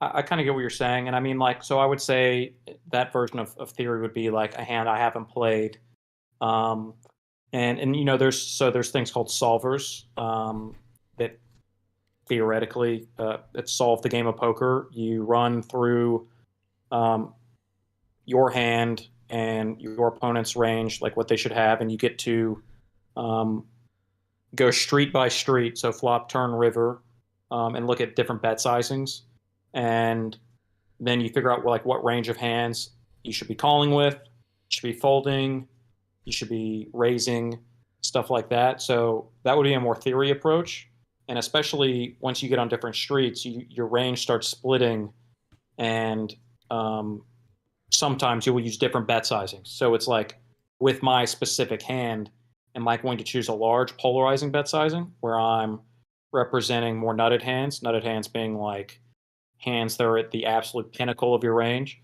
So even if I end up, let's say I'm opening from early position, I open up 15% of hands. And by the time I get to the river, I only have of that 15%. I have 33%, so it's like 5%, right, of the hands I played. Well, the bottom of that 5%, I might use one bet sizing, and the top of that 5%, I might use a different bet sizing. Um, one being smaller, trying to get called by a broader range, um, and one larger that's more polarized. So I'm representing either absolute bluffs or like just a very few combo of hands. That would be more theory, I think, that you're talking about, right? Because I haven't played that Yes. hand yet. I'm just Correct. figuring out what I would do in a future situation. Yeah. So before we go any further into the dive of poker, right? Some people that listen to here probably have no idea what we are talking about right now. I know all three of us understand exactly what you're saying. Gabe, there's a couple terms that I need you to explain to everybody out there that's going to listen to this. Okay. Early positioning, the button, big and small blinds. I'm assuming people have the people that don't play poker have no idea what we're talking about right now. Yeah, You so started the blind, go ahead. Go ahead. the blinds basically the whole reason poker exists is like a bet is forced. The structure of the game, it forces certain people to bet. That starts all the action. So the small blind and big blind are mandatory bets, and they rotate. So each hand, once the hand's complete and it's over and all the betting's done and all that, it just moves. So it just moves clockwise. Yeah. Um, so the blinds, that's what I've talked about. The blinds. Those people put involuntary bets in the middle, and then that starts the action. Early position is the first person to act after that. So anytime I'm talking about early position, under the gun +1, all that is early position raises, and you're going to want to have stronger hands because everyone after you gets to see what you do, right? Mm-hmm. So you can't just raise random bullshit because they're all just going to, they have better hand, they're just going to attack you. And then what was the button? The button is the last position before the blinds start, and this is kind of hard to explain. Can I try an input here? Yeah, of course. If you're ever played a house game, button is dealer. Yeah. And so if you've ever played where you and your buddies, you and your friends, whatever, whoever is dealing is the button. So the blinds are clockwise directly after the dealer. The button is the dealer. Early positioning is whoever's directly after those blinds. Button is important term for when you start playing at like Gabe's level in casinos because the players are no longer touching the cards like that. Yeah. So they literally pass around a button that shows who would be dealing, but the house is generally controlling the cards. And to further on that, the button or the dealer spot, if you want to call it like in a home game, that's the last person to act. So it makes it the best position because you get to see what every other person at the table does before you act. You will always be the last person to act. And so you get more information than everyone gets, and poker really is a game of information. So that's really cool. I really appreciate it. I enjoy playing, but I'm nowhere near playing at Gabe's level. What do you think for someone that really wants to get a poker? Where do you start calling that success? Say you're going to a casino. What do you think you need to be doing? Where do you put the mark of success? Is it a dollar figure a week you're clearing? Is it how do you quantify that early success when you start playing at like a casino? You're no longer in a home game. I mean, poker's really hard. I'm not gonna lie. I don't even know how like successful I'm gonna be long term. Well, we all hope very successful for your sake and ours of being some of your best friends. Yeah, We want to run security detail at one point. That would be dope if I could afford that. You run a pretty expensive price tag though, so I do. For anybody out there, if you just want to contact me at the Slam Swiss Fact Gmail, if you need any security or bar bouncing, also contact us there. Brandon's got tattoos, so it's a deterrence. Like you just see the tat. Yeah, but like I'm wearing a watch at the same time, so I feel like they counteract each other a little bit. But I have more tattoos than I do watches on my hands, so it's okay. Okay. Like how would I measure success? We'll look at it this way. How did you measure it that you were like, okay, I can take this next step and play poker? Like, what was your determining factors? I mean, I think you always just have to be process oriented and understand that there's a lot of variance and always be making good adjustments. And it because so poker, people call it gambling. And I mean, it could be semantic to argue against that, but I don't think it is. It's a game of variance, and you put yourself in as many positions to be on the right side of variance as possible. If you get into a million hands where you have a 52% edge, you're making money, right? But 48% of the time, you're going to lose. So you have to be able to navigate that and make sure that the decisions you're making are good decisions mathematically, even if the financial result is not in your favor. And that's sometimes it's challenging. And I mean, honestly, poker's a lot about reads, right? I don't know what cards you have. I have to put you on a range of hands. You have to do that. Like no one's up. You'll hear people in the casino be like, "Oh, well, I put you on Ace King." It's like you're an idiot. Anyone who says that is an idiot. That they're always gonna whatever bet they're making should be a bet that represents a range, and some of that's value, some of that's bluffs. And if someone's ever making a bet and you know that they're only doing it with a certain hand, oh, I put you on Ace King. It's like they're no longer playing a range and they're exploitable because of that. But I kind of digress a little bit. I digress so much that I somewhat forgot the question, but I was leading towards something. What Rick's question, and Rick can clearly literally chime in since it's Rick's question. What pretty much what's the next like what deems that you're like successful? What do you consider a success week by week in poker? Is it a monetary value? I think it's consistently making positive adjustments and being able to objectively reflect on the hands you play to determine whether decisions you made were good or bad. And I think there's so many facets you have to prove on, like tilt, right? You can be a great poker player, and let's say you play for 8 hours. That's like a normal work day. You're playing for 8 hours, and you play 5 hours of really strong poker. Then the next hour and a half after that, you play middle of the road poker, and then your last hour and a half is kind of you're getting tired, you're getting hungry, maybe you're a little dehydrated, maybe you were playing what you thought was pretty well, but then you hit that bad end of variance, and all of a sudden your emotional state starts to spike. You're going to start making bad decisions, and those bad decisions can offset all that good work you did for the first 5 hours, first 6.5 hours, whatever. So I would say success is you run into those situations where you're vulnerable, where you're running into tilt, where you're running into bad variance, where maybe you're up money and your table got a little tougher, some tough people sat down, and it's going to be a challenge actually making money, and you're able to make the right decision. I'm going to leave the table, or I'm going to take a break, or I'm going to go get some food, or always kind of being able to be self-aware of where you're at and make the best decision after that.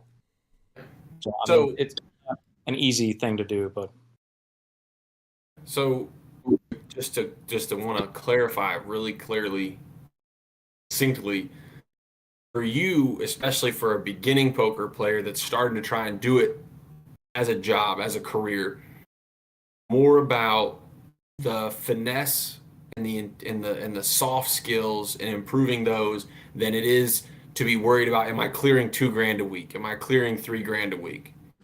You're saying it's more important to focus on the improvement aspect than to worry about the dollar sign attached. 100%. Yeah. The money doesn't matter. The money will get there if you're making positive improvements, is what you're saying to all the people out there that want to learn or want to take that next step in becoming the next big person. Yeah, for sure. And I mean, money matters, but it's not like making decisions off the money you're making. That's right, because you can't. Because the process leads to the money. It's Right. So if you just look at the money, what you really should be looking at is the process.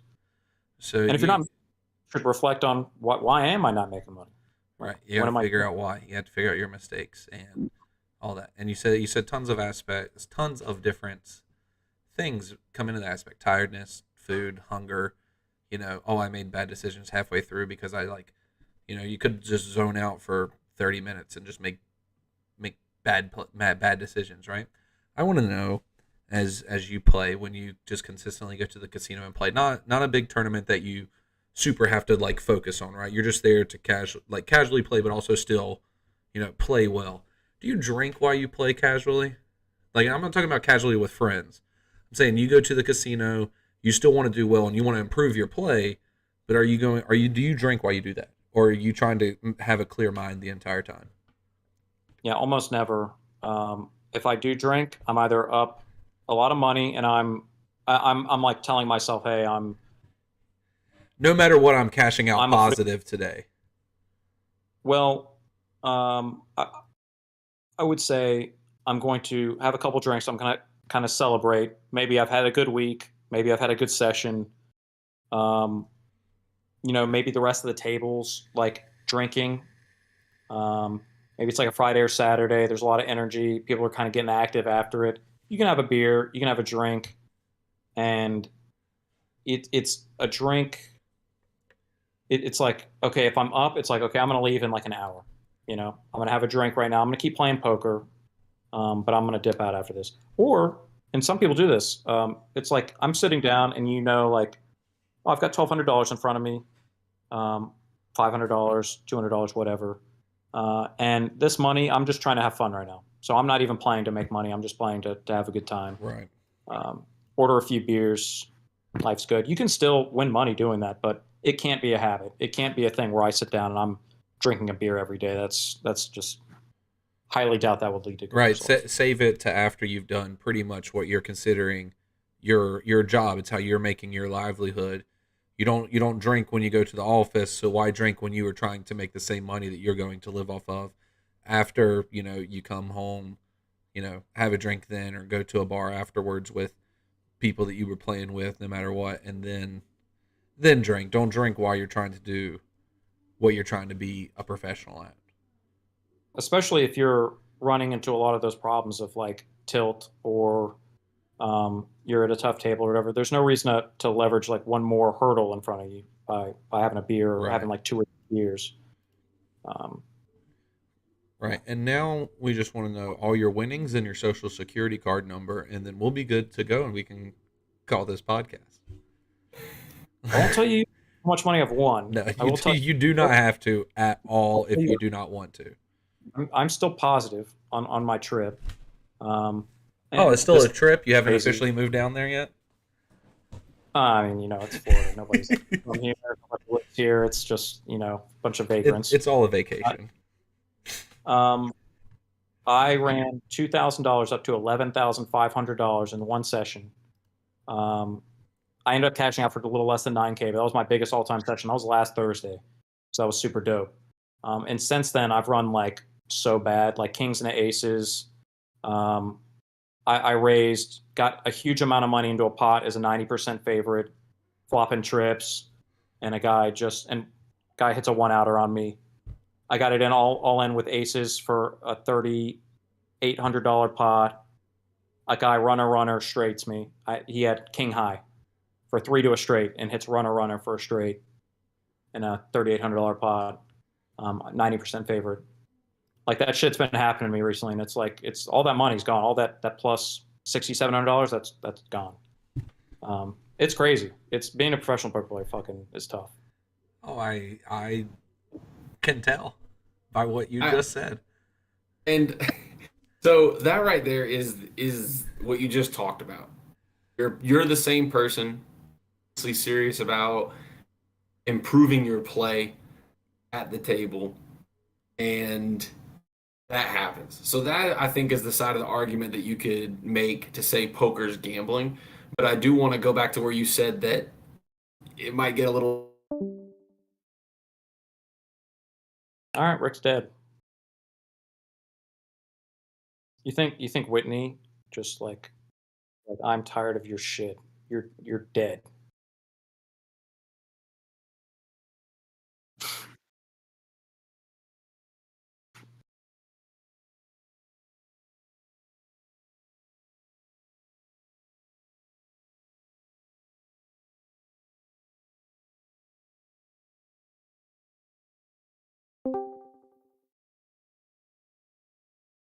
The worst part of that is it was halfway during his question. So if he had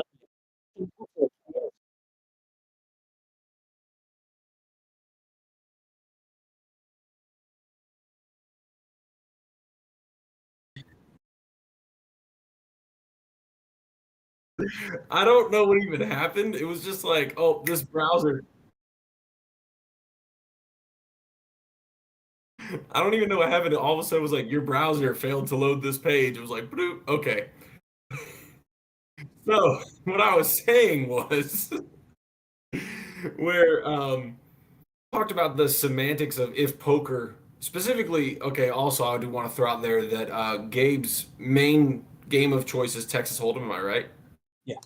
And that is mostly what we played when we used to play together. I like to make the argument that poker is, it might still argue it's considered gambling, but it is nowhere near like true gambling, in my opinion. When you're out there playing craps, you're out there playing roulette, Yeah. you're playing slot machines. You ain't That going is and what I putting think of. 1,500 on the ponies or anything like that. Yeah, that to me is, you're literally gambling. You are throwing money in the air and hoping and praying, whatever you do, wearing your lucky socks, whatever. That is, you have no control, real control on the outcome.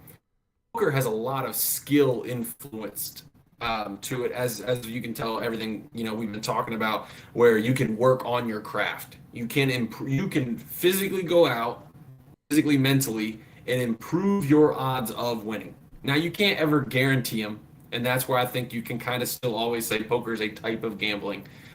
I do want that point to be kind of clarified, at least for me, is poker is a lot different than like gambling, where you're throwing money into the air and hoping, because you really can get better at poker and improve your odds of making money. Would you agree with that?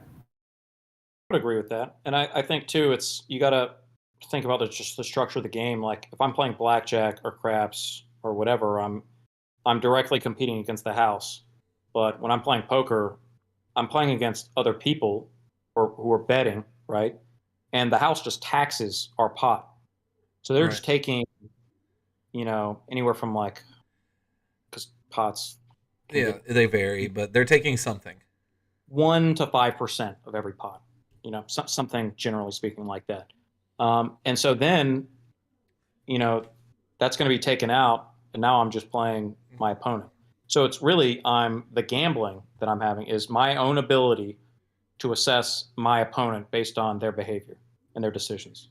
It's definitely the most skillful, quote unquote, casino game that is being played. It's the only, and y'all can correct me if I'm wrong because y'all know way more about poker than I do.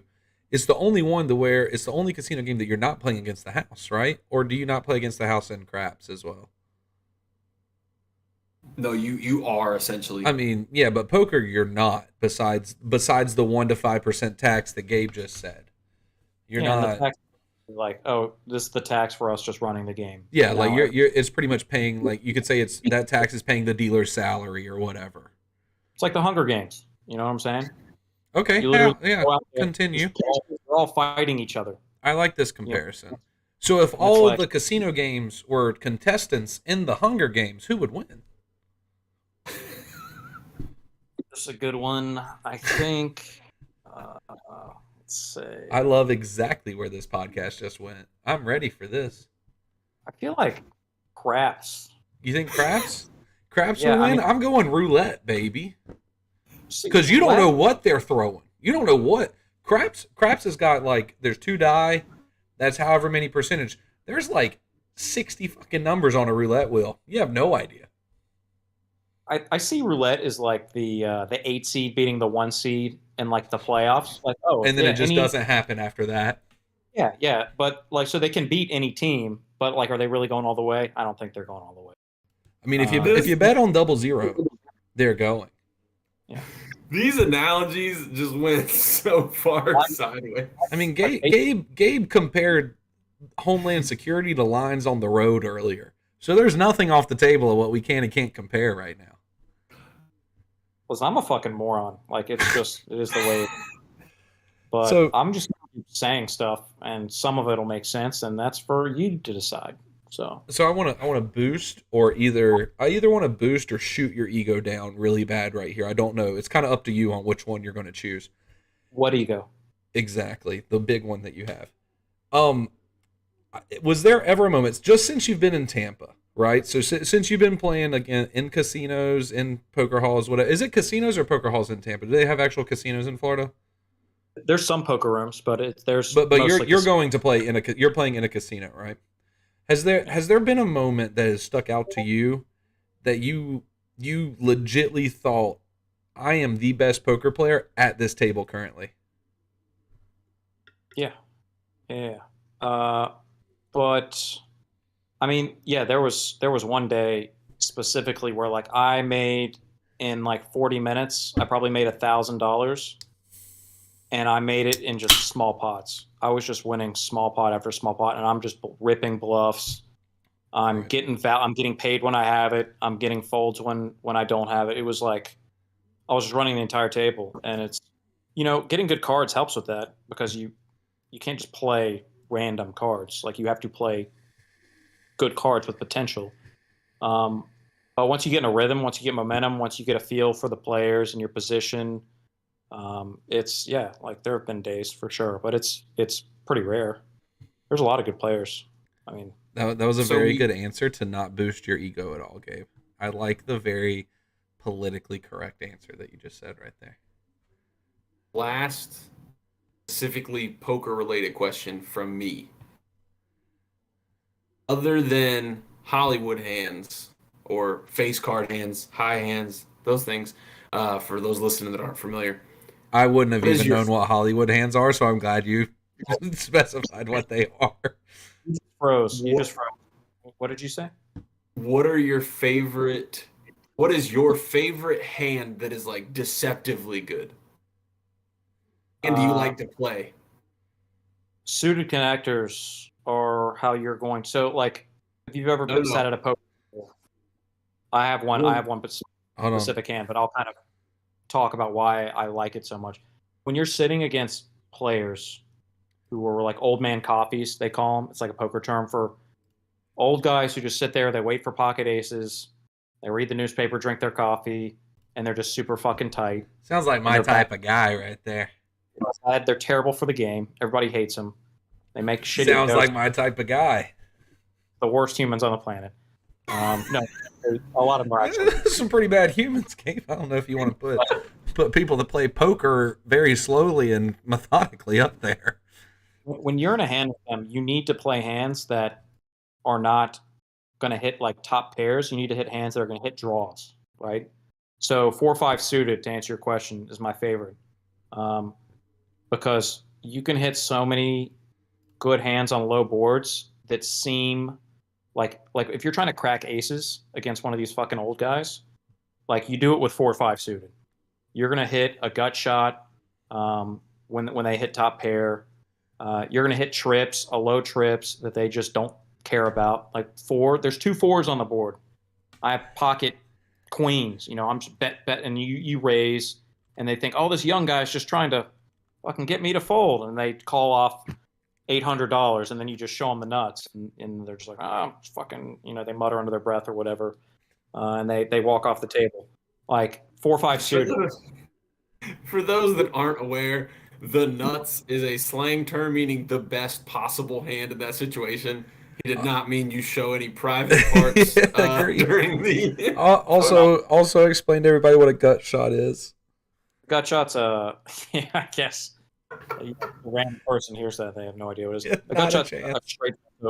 It's a one-way straight draw. I need one card to hit my straight, whereas your best straight draw is going to have 2 cards to hit. So if I have 4-5, and the flop is like ace 3 9, obviously I have an ace, a 3, a 4, and a 5 they can hit. I need to hit my 2 to hit my 5 card straight. So that's a gut shot. That's what we call a gut shot. Cool.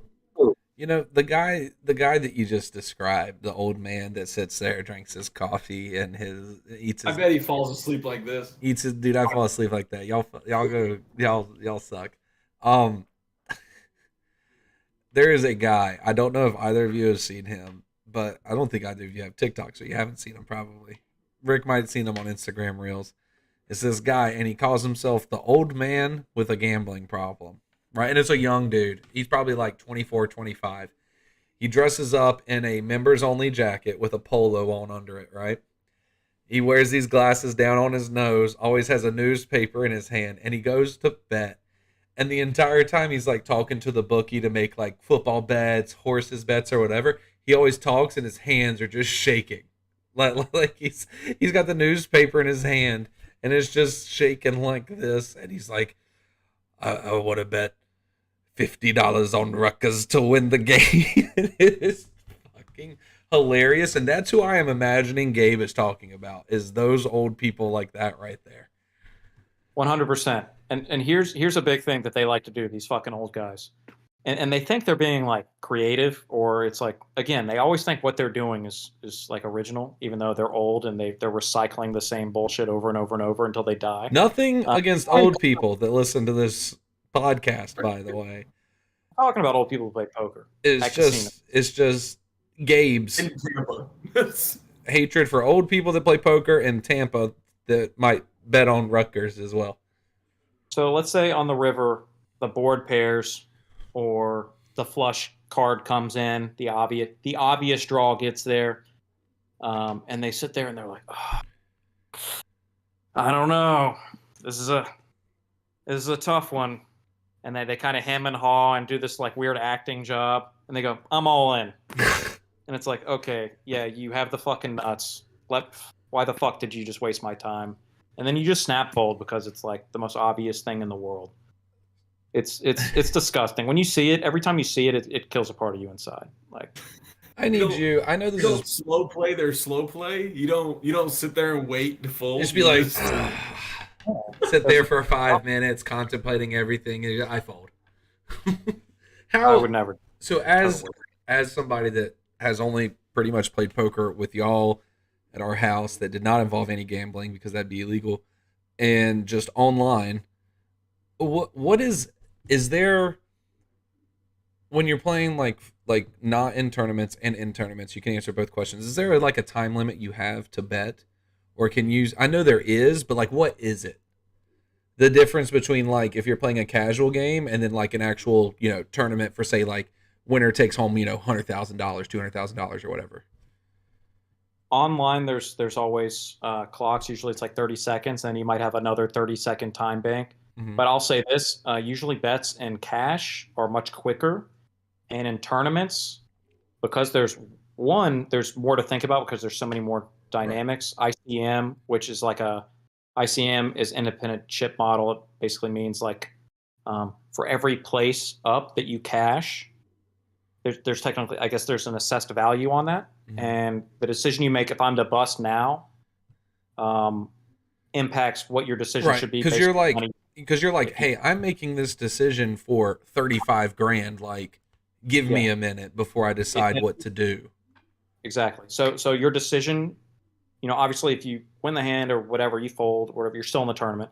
But if you lose, like you are out, and this is the money that you are making, and what you're risking is the ability to make the first place money. Right. The decisions you'll see in tournaments usually are much longer.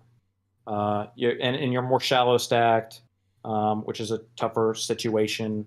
So you can call clock, and if you're playing live, you can clock on people, but usually you just kind of let things play out. Usually people respect, like, hey, we know we're all playing for a lot of money, so take your time. Some people are playing like for instance, if I played the World Series Poker main event and I get, on day 6, let's say, where I'm not like playing for $8 million, like first place, but I'm playing for pay jumps that are like $5,000, $8,000. Right. That's money for me, right? So the decisions I make, I'm going to take a lot of time trying to figure out what the perfect decision is. Well, the perfect decision is just wait till you get pocket aces and then go all in. Yeah, exactly. Just like the old guys. Clearly, they've been playing a long time. They're seasoned veterans. They know what they're doing. There's a 1 in 256 chance that you get pocket aces dealt on any specific hand. Right. So if you And wait, so every 256th hand, you wait. per hour, you're probably getting like 20 to 30 hands. I'll sit there as long as I need, as long as nobody calls clock on me. So how many hours? I mean, that's like an insane amount of time. It's like what, 9 No, hours the average? one Something. thing too, I think that comes into it is like the nuance calling clock on someone, because you see if you watch like WSOP main event, World Series of Poker main event, sometimes they wait. They don't want to call clock because it can almost influence the person's decision. And It's you going to want them influence to, that player as well. well, that's what I'm saying. It's Yeah. influencing if they're going to fold or call, right? Whatever. Mm-hmm. And you don't want that. You want as much time in their head for them to hopefully do what you want as possible. So you'll Yeah. wait. In home games or lower stakes games, there's a little bit of a gentlemanness to it that I'm not going to be a jerk, but also if you're taking, 2 minutes inside something that's worth $30, Yeah, we're here to play, guys. Like, it's come like on. go Like, go let's go just play come in a on. casino if you want to take that much time. Like we're literally drinking beers, having fun. And when we played, we were all friends. It was like at the end of the day, it's like if you're playing for less than a few $100s, you shouldn't have to think super hard. Yeah. Gabe, what I want you to do, and I know this is probably illegal, and you can't do it.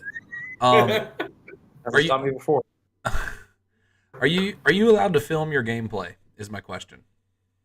It's some casinos, but I don't know if my casino if I can do that. I don't want to does that though. That's not a good look. No, it's not.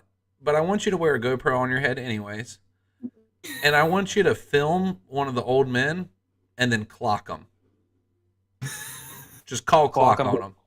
No. Call clock on them because they're doing that charade of I don't know if I'm gonna fold or call or go all in. And I just want to see that reaction, then post it to YouTube and go viral, and you ain't even got to worry about being a poker player anymore. How about this? The next old guy I see, I will call clock on him as I see him doing that, even if it's in like 10 seconds. And I will take a picture of him and I'll send it to you. Please. And I'll let you. You can put it in captain's log, and we'll just explain to everybody else what they're doing. That is fantastic. So I have one more question about poker, just because I'm super interested, and I love that we talk about like what our guests enjoy doing. And this is going to clearly be a two-parter anyways, because we've been killing it and I've been having a great time. Where with poker do you see yourself within the next year? Not necessarily, oh, I think I can do this because of this is how I'm playing. Where do you want to be in, say, a year from now? I want to have more money. That would be ideal. I want to. I don't really care about moving up stakes. I think I can make plenty of money at 2-5.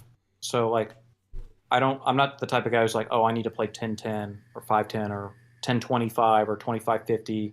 You see these huge games being played. And honestly, sometimes the bigger the game, the more whales sit in, or the more players who like are action players, aren't very good, play, and they're just throwing around money.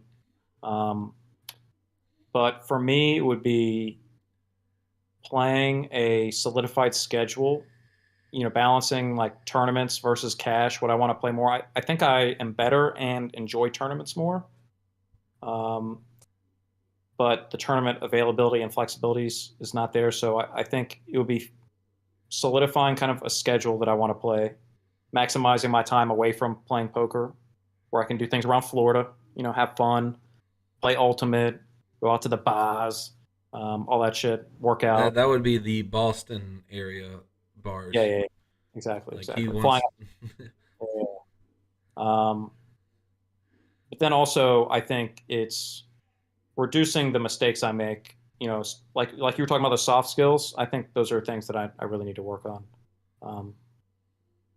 I mean, That you're probably the most tilty player I ever played with. I really don't tilt, but it's like it is like an endurance thing. It's over time, like I'll make mistakes, and I need to be conscious of that. And that's the real hard part about tournaments is that not always who's the best person in hour one. It really is who can still be a good player hour 12. I You are mean, not lying. it It, is. it's people. You would be astounded at how many people play for 6 hours, 8 hours, and they play really good. Or even if they don't play good, they play their style and they are winning chips and life's good. But then they just get tired or they just get bored. People literally get bored, even though like, oh, there's 11 grand up for first place and there's 20 people left. They will get bored and they'll punt their chips. They will make a decision that if you ask them 15 minutes later, they'd be like, yeah, that was a terrible decision. Or if you ask them 15 minutes before and you said, hey, you're about to do this, they'd be like, why would I do that? That's fucking stupid. But then they'll do it. And it's making it to the end of a tournament. It really is like you got to be in it for the long haul. And everything decision gets more and more important. So your mistake gets more and more critical if you make one. I like it. I want you to win a WSOP bracelet by the end of next year. That would be dope. I'm down. I would then quit my job and run security detail with you. That would not be a financial decision that would be in my best interest. I would, for that tournament, I will do it for free. For the tournament? For You'll the walk me in tournament. The only thing that you have to do is pay for what do they always play it in Vegas? Like the final?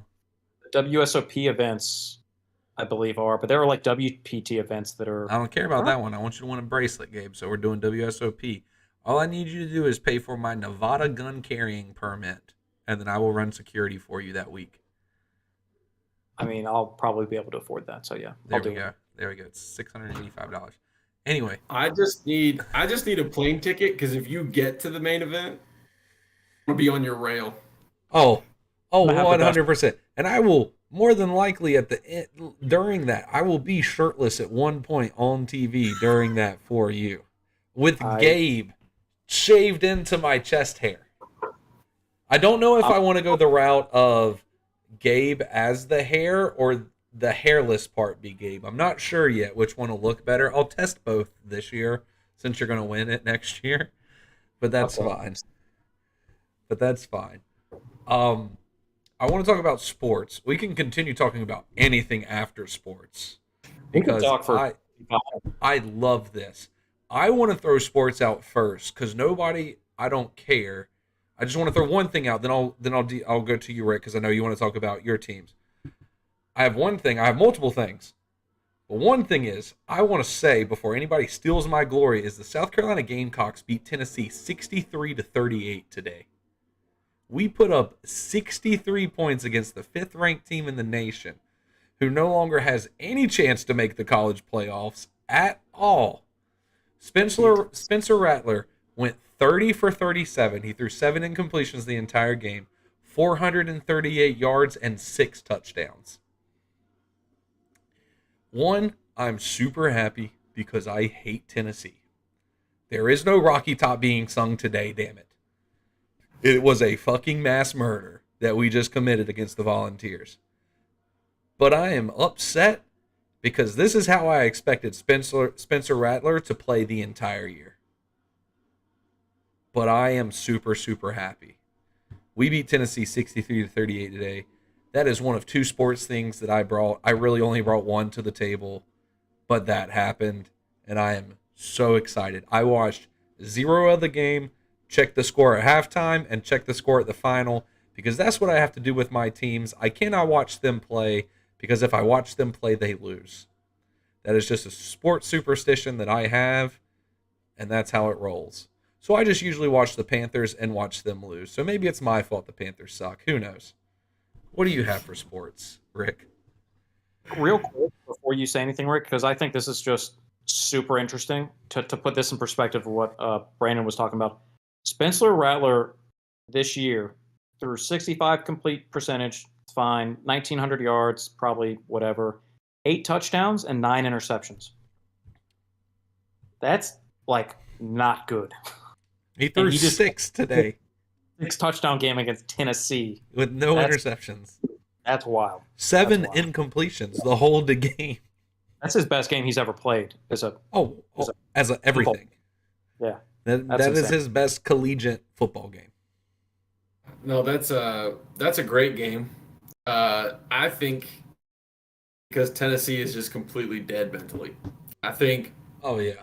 they peaked when they beat Bama. Every game since they've shown weakness to some extent, or just slaps them in the teeth. I disagree And with that. then, huh? I disagree with what you're saying. Why? The game, okay, clearly they showed nothing against Georgia, right? But then they bounced back and they did not score the most points. They had the most yards with, I think, 742 that they ever had the next game. We just beat them coming off of that game. Against? It doesn't matter. No, what do you mean it doesn't matter? It really doesn't. You said that they have looked stagnant since the Alabama game. No. I said they've shown weakness. Here What is or weakness there. about 742 offensive yards and 60-something points? Nothing. Oh, they played Missouri, so that was Missouri. Doesn't matter. SEC team. Put them in any other conference besides the conference that Ohio State's in, and they win the whole conference. You're telling me letting Missouri score 24 on you, showing weakness. An unranked Missouri team. It's fine. They're in the SEC. I mean, You're Look, saying the Kentucky game when they started off really slow against Kentucky. You're saying UT. that wasn't Martin after putting up Alabama. 24 points. You quoted after Alabama. They have played Yes. 3 games since then. They've lost 2. So, yes, they are Okay. clearly on a decline. This is the 5th game since Bama. Whatever. Don't care. That's whatever. You're just making things up. Yeah, because I didn't know. UT Martin, University of Tennessee Martin, tiny school. Great team. Put up okay. We'll go to a bowl game this year. They put up 24. Yes, Tennessee scores 65. Great. That's the big thing. Once Tennessee's offense is clicking, no one's questioning if they had offensive weapons. But you let UT Martin put up 24 on you. You let Missouri put up 24 on you. And then you just let an unranked South Carolina team put up 63 on you. We're going to be ranked now. Thank you. Well, sure, but they were unranked when they did it. That shows You're right. weakness to me. And then in that 5-game stretch, they lost to Georgia. That's fine. There's no one that really, unless you're just a diehard Tennessee fan, there's no one that really thought they were going to beat Georgia. No, Yeah, not they at all. slapped Kentucky, but Kentucky's not that good at football, even though they're ranked this year. They're just Okay, they're in that so- mediocre level. So I'll just rebuttal. I'll let Rick talk about his team for a little bit first. Then I have something. Okay. Continue. Okay. Tennessee Go ahead, John. sucks. I mean, They are No, I definitely- didn't say they suck. Oh, no, I I am. didn't say they suck. No. That is a quote from me. They suck. Oh, because you guys just demolished them. And to hell with the Volunteers. I want to throw out there, Ohio State Buckeyes. In case anyone's wondering about the change in atmosphere here, we did move around my little room that I stream out of. Ohio State still undefeated. Hit a little bit of a weird rough patch the last couple games. I'm not oblivious to it. We've had some slow starts. We've been going in down at halftime, tied at halftime, and we've been showing our real nature as a second half team, which worries me like anyone else because a game could be anyone's. I mean, South Carolina could go around and stun the number 5 team in the country. You never know. You're right. We did stun the number 3 country a couple years ago in basketball when we beat Duke. Yeah. Well, this is football, but yeah. Doesn't matter. Sports. That was just a stab in the kidney to Gabe. I'm on Strays right now, and I'm not a fan. But so happy that Ohio State's still undefeated. It looks like with Tennessee losing, with a couple other almost upsets, don't want to claim victory too early, but it looks like we're going to have a seat at the college football playoff, which I'm very excited about. We're talented this year. I like that we've shown grit at least coming back in the second half this season. So hopefully we can have a really good shot this year. It's really up for grabs. With Alabama losing a couple games, Georgia looks still really good, but you don't know this year. It's not an obvious It's not an obvious. This casual. is who's probably going to win. I Yeah, don't it's see it it's last not year. a freaking what was the 2012, 2014 Bama team that's like no one's beating them. The Bama Like team that literally had like 22 pro starters on their team, and yeah. It's not it's disgusting. yeah, it's I, not one of those years. So I'm excited for Ohio State. what I'm worried about is if somehow, I don't care if they go undefeated, TCU should not be in there. Don't care if Well, they now, go undefeated. now they're definitely going to be in there, right? With No, not necessarily.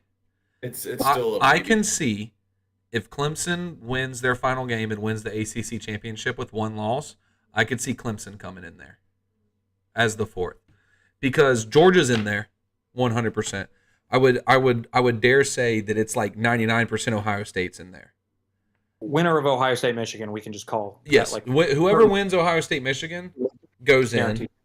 But there's still a possibility the loser goes in. But what A what good but possibility. what should, because they play in the regular season, correct? Um, Right. Yeah, Yeah. they're a regular season game. So they're Right. also going to be the Big Ten championship game. but we're I'm trying to think. I think we're in the same side of the Big Ten. As Michigan? Yeah, so that we can't play each other for the Big Ten championship, I don't That'd believe. be horrible. Well, we have to be able to play each other during the regular season. You don't Right. you don't you don't make it a possibility that one of us doesn't make the Big Ten championship and you don't see Ohio State Michigan play that year. You don't make that happen. Right. So I think You are in the I could, same side. yeah, so I could be wrong, but I think we can't play each other in the championship. We'll play like Iowa, Purdue, Illinois, Minnesota, Yeah. all those 7-4, but whoever sorts out of that. So you're going to win. That's disgusting. Well, it's how it has to happen because, like I said, your alternative is the potential to not have one of the biggest That's college why football rivalries. that's why there should be no conferences splits in college football. Just have them all play. Agree. I do agree that there shouldn't be split conferences. Because It's very there's annoying. why should there be a Michigan, Ohio State, Penn State, who are three very well-renowned college football programs? Why are they all on the same side? We can never Wisconsin, right, Michigan State, I believe, on the other and side, Nebraska. and And Nebraska. Iowa. Michigan State's on your side. Oh, they are. Yes. So your good. side is Michigan, Ohio State, Penn State, Maryland, Michigan State, Indiana, Rutgers. Then you have Iowa, Purdue, Illinois, Minnesota, Wisconsin, Nebraska, Northeastern, or is it Northwestern? Northwestern. So every once in a while, Minnesota has a decent team, but really on that side, you're looking at Wisconsin, Nebraska, maybe Nebraska. and Iowa. and Iowa. Iowa's solid. Right, this year it's Iowa. Hang on, hot take. Iowa is a terrible traveling football team, but conversely, you never to go to Iowa as the favorite. Right? Always a scary game. Because one, That is it's sold always out. a scary game. It's sold out. Two, they have the support of the giant children's hospital that's right behind their stadium. You're not winning in that stadium. Looking at them play football, and you're like, I'm winning for the kids. All right. Yeah, I'm winning for all these kids. Like, yeah, no, it's There's disgusting. too much corn around. You don't know what to do with all the methane in the air. But like, but in all honesty, like, why can't I see an Ohio State Michigan championship game? That'd be cool. Regular season is great. It's a great series, or it's a great game to watch every single year. But like, you could have seen it. What was it? Was it 8 years ago? Maybe more when we split because it became like the Legends division versus the whatever other. Before that, it was possible. yeah, But I think it's one of conferences those are things where dumb. the conference. Well, the Power Five thing, where then every school flocks to one of the largest conferences, so they have a chance, created an overinflation in every conference. Because you also have teams like USC Gamecocks and UK football against Alabama and Georgia, and usually those teams don't stand a chance. Now, every once in a while, sure, but like, why are some of those And we not hardly ever play them because Alabama, Auburn, and LSU are all in the Georgia. Not gonna lie, I know Georgia's really fucking good. Georgia has the easiest SEC side ever. Yes. It's Kentucky, Vanderbilt, South Carolina. Like, granted, Kentucky's football has come up recently. South Carolina, we've sucked recently, but we've been good in the past. Georgia has it easy. Yeah. Alabama has to go to LSU and Auburn every year and play. Like, granted, we added Texas A&M's in there, but we clearly see what what's his name that's at Texas A&M now that absolutely sucks, and we realize that he's a fraud of a head coach. Oh, the guy that used to coach at Florida State, Florida State. I know who you're talking. He's horrible. About. He's a horrible coach. He has not adapted with the times of college football changing. Or all their names are the freaking same. It's not Dabo Sweeney. Jimbo Fisher. Jimbo Fisher. As horrible as nowhere near as close to Dabo Sweeney as that is, it's almost the same name. Dabo and Jimbo. Like, brothers in arms right there. Dude, the financial side of college is wild with NIL and with teams moving to different conferences. It's unbelievable. Like, everything's changing and there's no consistency. And now they're changing the playoff system again, which they shouldn't have made it 4 to start with. I thought it should have been 8 or 12 originally. And I don't get, and I think they're making this change, but I could be wrong. I don't get why the losers of the playoff games aren't seeded into bowls. That way every team can still compete in a bowl game. And they're not just playoff losers. You know what I'm saying? Because they essentially are chalking up that first round playoff as a bowl game, and then the advancers of those bowl get to play for the national championship. Let me just say, I think it's one of those where they were damned if they do, damned if they don't things. I like that they moved towards the playoff, and I felt like they had to make a baby step, a little half measure of this 4-team thing. Because don't get me wrong, this is absolutely not good enough. I think it was important they took the step towards a playoff structure, and now they need to expand on it. I could see them going to a 6 or 8, 6 and having seeded teams on each end of the bracket, and I could see bringing 8 full teams potential. The thing is, how long are you going to extend the college football season? Just like March Madness, 64 teams. I don't think they can do that. Whole season's worth of games, right? It really would. Maybe like for the first 3 rounds, you tune it down, make them only play like 2 quarters, and make it 7-on-7s. I would hate it. I would quit watching college football. No. I would watch college football until the playoffs happened, and then I'd watch the final game. But the last thing I want to say about college football is I totally 100% disagree with splitting the conference. The conference should be one. There should be no tiny divisions inside of a conference.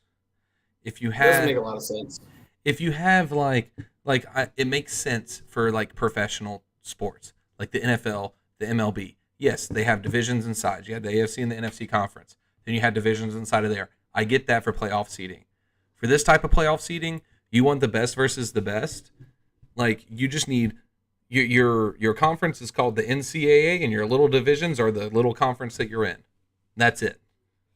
But making the schedules becomes a challenge, and it's only more challenging now that teams just keep stacking into all these other conferences, because now the divisions get bigger and bigger, right? So, like, I agree with you that now, like, it's gotten to a point where, like, having just one division in the conference, or just call it the conference, whatever. Here's the SEC. Here's the 14 teams we have. The 2 best play for the SEC championship.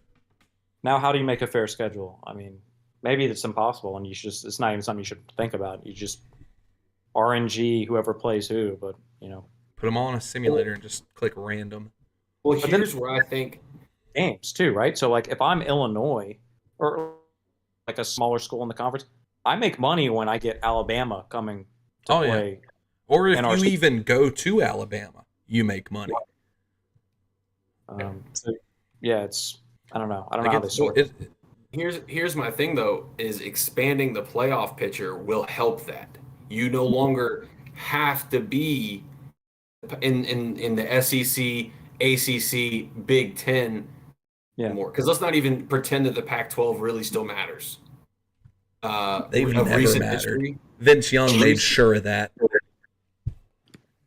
Once USC got their penalty for the whole Reggie Bush thing, and once everyone realized Oregon was a joke under Chip Kelly, that they just ran up scores on other Pac-12 teams, the Pac-12 hasn't mattered. So everyone, if you want to be in a real bowl game that makes you upwards of $10 million for your school's athletic program, or if you want a real shot at the national championship, you have to be in the ACC, SEC, or Big Ten. There was some argument with the Big 12 still, but now those good teams started fleeing the Big 12 because they're like, we need to get in the SEC. The more you expand that playoff picture, if you get to 8 teams, you no longer have to be in the SEC or Big 10 or ACC, because now it almost incentivizes you to go to another conference, stack a decent schedule, go undefeated or one loss. You can still get into that 6 through 8 spot off. Versus if you go to the SEC and you know you're going to get the crap kicked out of you 3 times a year for that same playoff spot, you're not going to want to be there. So I think expanding the playoff picture actually is part of the solution of these overinflated conferences. Personally. I like it. I was listening to the McAfee show, and Gabe, we don't talk about other podcasts on our podcast. Fucking with you, bro. I don't think I've shouted out Pat McAfee once, but I've called him out a few different times on this podcast. But he had, dude, I don't know why I can't find the guy, but he had a guy from College Game Day on the show, and they were talking about expanding the playoffs, and he said that what he expects, and I think what they're looking at, I don't know who makes the decision, if it's like the NCAA or if it's like a panel, the same people who do like the schedule picks or whatever, but they were talking about how if you win your conference, you're seeded, and for the non-Power 5 conferences or whatever, those teams can then like sort each other out. So right. I don't know if you have like you win your conference and now you're an automatic top 5 seed. So I remember what you were talking about, because they talked about if they do expand any further than they are, which they're only at 4, which they should expand. Honestly, I'm pro expansion for the playoffs, at least to 6. But if they go to 8, I've heard them talk about 5 of those seeds are from whoever wins the conference of the 5 Power 5 conferences. But that question goes to, and then you give the other 3 to, random teams. Can you still choose a Power 5 team? Say that I as Georgia went undefeated and Rick as Alabama went undefeated, and Rick's only loss was to me in the SEC championship game, and Rick's 5th in the nation, 6th in the nation now because of his one loss. Can Rick still go, or is the only team from the SEC allowed Georgia because they're from that conference? They won the conference. I think multiple teams are allowed, but I think you can't get the bye. You can't get seeded into a bye unless you win the conference. Unless you win the conference. You would be punished as a 9-1 or 11-1 team, whatever, because you end up as automatically the 6th seed because you didn't get seeded into the top 5. I think it's so I saw this from The Athletic. The college football playoff expansion, it's not finished. It is certain it's going to expand to 12 teams. That's already been determined. They just don't know when. So they're uncertain on next year. 2024, 2026, that's kind of up in the air. So my question also is, and then we can be done talking about college football. 1, should it even be a Power 5 conference anymore? Because like Rick said, the Pac-12's pretty much nothing, right? The Big 12 is about to be technically a Big 10 because Texas and Oklahoma are leaving the Big 12. So, your Big 12 biggest teams now are like TCU, Baylor, who granted have good college football programs, but they're definitely not elite status of like the Big 10, the SEC, the ACC type of deal. Like, do you take the It's also not. I mean, I also want to throw in there. Let's not pretend that the ACC as a whole conference is holding their own weight. No, by the For- ACC we mean Clemson. Of recent history, it's Clemson. Right before Clemson got really good, Jameis was at Florida State. Florida State had several good seasons. And don't you sleep on Virginia Tech during that time as well. Virginia Tech was always ranked pretty dang high as well. And plus, now they're trash. And plus, who doesn't want to run out of a tunnel to enter Sandman when everything's dark and you have people just jumping around singing that song? Like, Yeah, Miami's a shell of what they once were. Yeah. They just got rewarded by Clemson. Boston College used to be okay. They're terrible. Boston Syracuse College last time they were good was when what's his face? Who played for Boston College? Kuechly. No. Matt Ryan. Well, I know Kuechly did. Matt Ryan.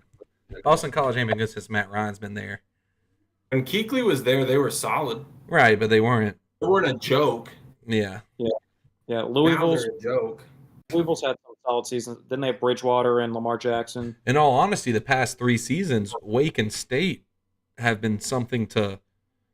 They weren't a pushover like they used to be back in the day, but the ACC can't hold a candle to the SEC and the Big 10. Pittsburgh, right? They're what is Pittsburgh? They're okay. They're a city. They came into the ACC because basketball. Yeah. Well, basketball, nobody touches the ACC hardly. Big East did, but then they dissolved. Yeah, I was about to say it was always the ACC Big East. Those were great. I mean, the ACC Big 10 Challenge is cool, but Yeah, but it's not. I mean, the Big 10, Ohio State has stayed relevant. I would say pre Greg Oden, they were not that relevant. Greg Oden made them a basketball school as well, and they've stayed relevant as a relevant team since Greg Oden.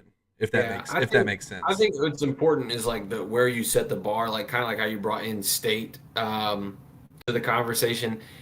Kind of how I referenced UK. Like we talk about them coming up, and we're talking about them being somewhere ranked, somewhere between like the 25 and 15th ranks in the country, which is respectable, right? That means you're beating out 100 other schools. Yeah, I mean, what's the FBS? It's 150 schools, 115. I won't say 140s, but yeah, something like that. It's over 100 for sure. Yeah.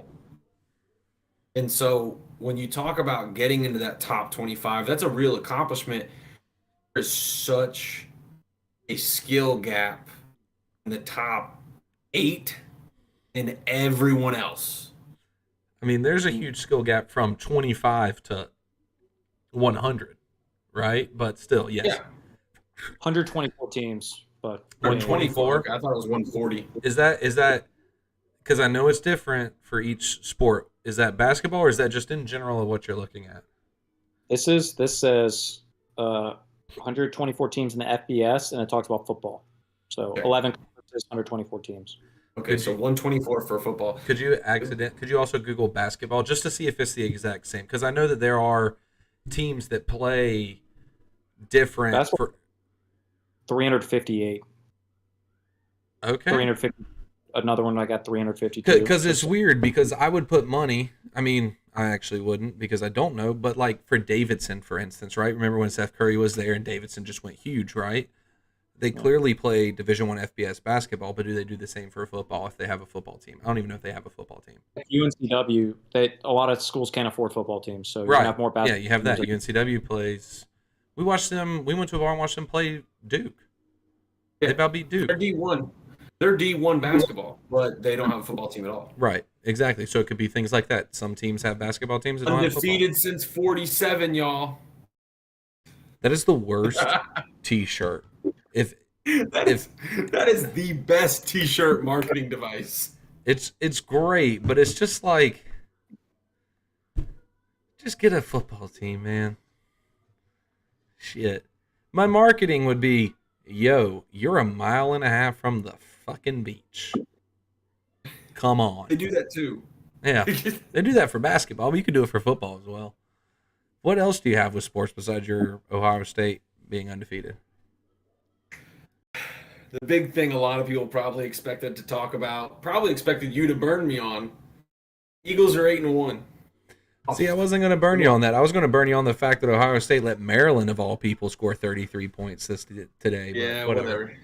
Yeah, then whatever to Tennessee not scoring, letting Murray State Why are you so adamant to defend Tennessee? Are you a closet volunteer I'm fan? just saying that you said that they have struggled since then, and they put up the most yards ever since when you said they struggled.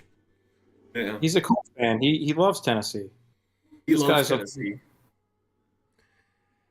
Peyton I bet you Manning. volunteer The Cigar on the Man weekends. 50 said, but so are the Vikings. The Vikings are 8-1 as well. Cigar Man 50 is my dad. I know. It actually says his name beside of it as well. That really makes it sound like we have way more people who listen to this. Yes. So Yeah, 100%. totally use the username. I'm trying thanks to for the make it to where this podcast is so long that your parents go to bed before we're done. Good luck. I'm kidding. No, I'm Good kidding. luck. So the Eagles No. are 8-1. I agree. Continue with what you were saying, and I want to say something about it as well. Okay. I want to point out that one, it's not the end of the world. It really isn't, even as a Philly fan. It's really not. Is the loss someone we expected to lose to? No, but are those the games that usually jump up and bite you? Yes. division rival. Yeah. The other thing with that, I will say, is that to put that in and eat a little bit of that humble pie, who in the preseason or even before the preseason started would have guessed that we'd be 8-1, 10, right? We had a bye. Like week 10, Right. who would have put money we were even 8-1, So- let alone expected us to be 9-0? So I will say, on a counter argument, because I agree, everybody thought that the Eagles were going to be something to mess with this year. There were a pretty good amount of people preseason saying the Eagles take your division. There's a lot more saying Dallas took it. Right. But I bet there was nobody that says Eagles win the first 8 games of the year. Yeah, no. And Gabe's pulling at Jamie right now. Gabe is our Jamie now. Gabe, you have to be on every recording. I got you. So one, I want to ask you, is your dad a Vikings fan? He's a Steelers fan. He's a Steelers fan. Okay. He was pointing out the Vikings have the same record. Right. Which the Vikings are very good as well, which is surprising because We beat them. it doesn't matter. They're 8-1. They're good. Hey, they Vikings were not close in that game. But I want to know, Rick. One, I'm agreeing with you. Nobody thought the Eagles would be where they are. I did hear analysts saying that they think the Eagles could take the division over Dallas, but it'd be close. It's not close.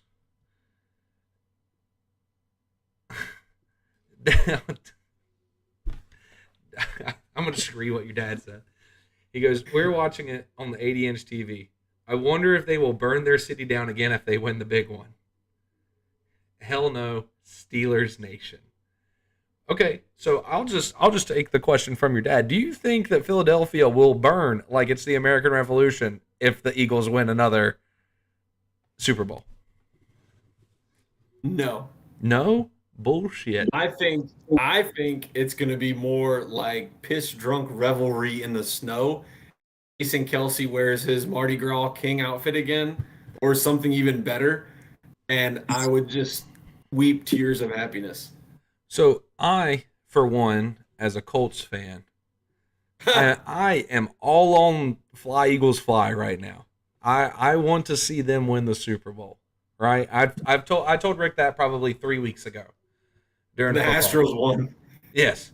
My team has won the World Series this year. I'm clearly not going to see the Colts win the Super Bowl. So I'd love to see one of my friends' teams win the Super Bowl. Gabe's already out. Gabe was out week 1 being a Panthers fan. I would love to see the Eagles win. I'm not against the Steelers winning, but clearly they're not doing it this year as well. So I am an Eagles fan for the rest of the year. I want to see the Eagles do well. But one, they will burn the city down out of joy, but also out of anger that we destroyed the Phillies. Two, It wasn't a sweep. It wasn't a sweep. it wasn't a sweep, but after game 2, it was just done. No matter how many games the Phillies won, the fact that we got that down back to Houston and we won 2 games at home just put them at a total loss of they have no idea how they're going to win this game. Or this series, excuse me. 2, I want to talk about, I'm pretty sure it was A.J. Brown's quote about that it was a good thing that you lost a game. I don't think he said that specifically. Gabe or Rick, do you know what I'm talking about? You know the quote I'm talking about.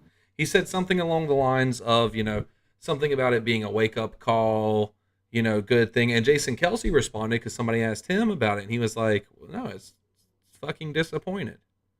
Or it's disappointing, right? Like yeah, you want to go undefeated. Like, you don't want to have a wake-up call. You want to have a wake-up call of, hey, I want to be like the 72 Dolphins and go undefeated all the way through the Super Bowl. What do you think of A.J. Brown's quote is my question. I think it's a very pander to the media, which I say that in the nicest way possible. I like A.J. Brown. I think he's doing great things already with us. I think he was a great addition. One of the top wide receivers in the whole league right now. We were lucky to get him because we notoriously suck at drafting wide receivers. I think it's a pander to the media quote. The same exact thing was being put on ESPN First Take the morning after. They needed to lose one because then people will quit talking about them. Not all the lights are on them. It's exactly what I expected to hear when I walked into work that morning and it was on the TV. It's the general media quote to excuse you ruining an undefeated streak. It is what it is. That's the thing is like you lost. You like Jason Kelsey said, you never want to lose. Okay? The big thing I think is the attitude of what you do when you're winning. And so are you going into every week thinking you're 0-0 and you need to get a win? That's Jason Kelsey's mindset, I believe. He's a winner, wants to win. And so every week you're 0-0, you go get the W. That's all he's worried about. Exactly. He didn't care they were 8-0. He didn't care that when they were 7-0, 5-0. Every week you're just out there to get a win. So the week you didn't go get the win, that sucks. Yeah. You're a competitor. You're a winner. As weird as it is to say, you lost. Like, you don't go into a game, no matter what the game is, to lose. Exactly. And that's what you did. You lost. You went 0-1. You're all professional competitors. I mean. No, I agree.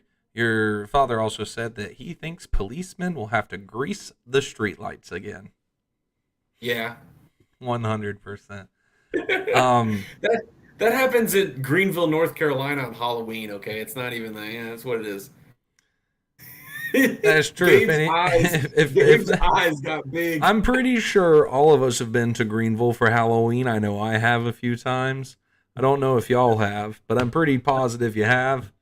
Church situation that you'll see in North America is fucking ECU on Halloween. Jeez. It is. If you haven't been, I don't care how old you are, go.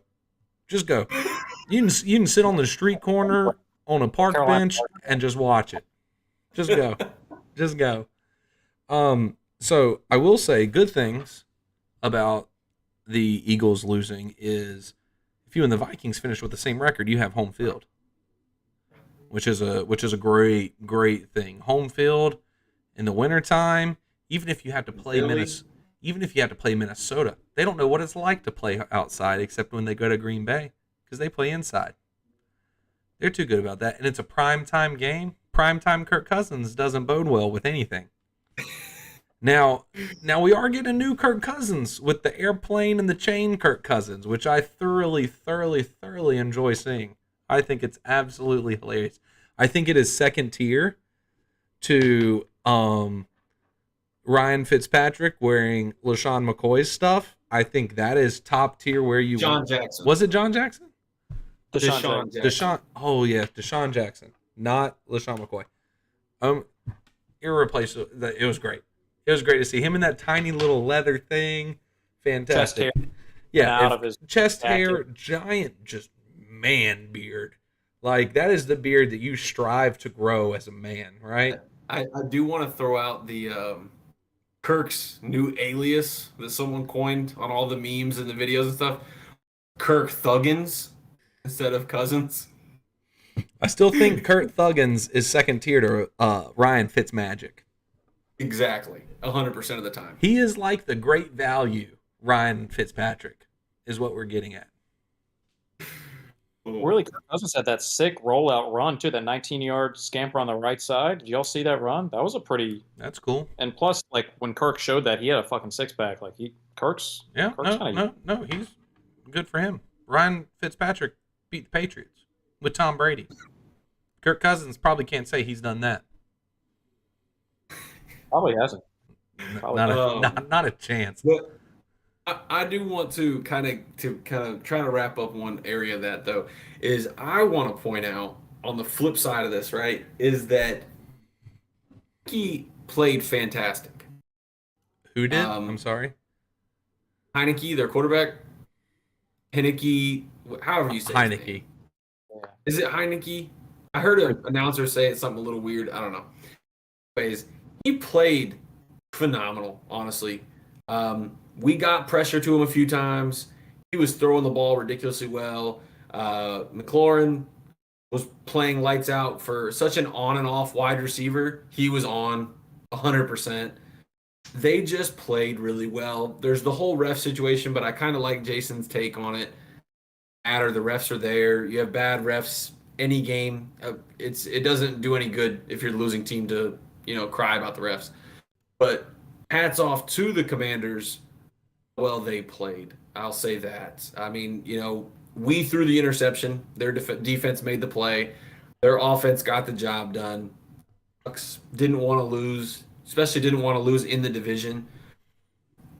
It happens, and we're 8-1. No, I agree, and I think it's as weird or as cliche as it is to say. I think it's gonna, like the whole media talks. It's good that they lost one. Blah blah blah. Maybe it strikes a spark to make them even better in the second half of the season, which is 100% what I want to see.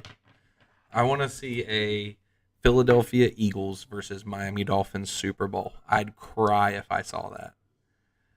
We would stomp them.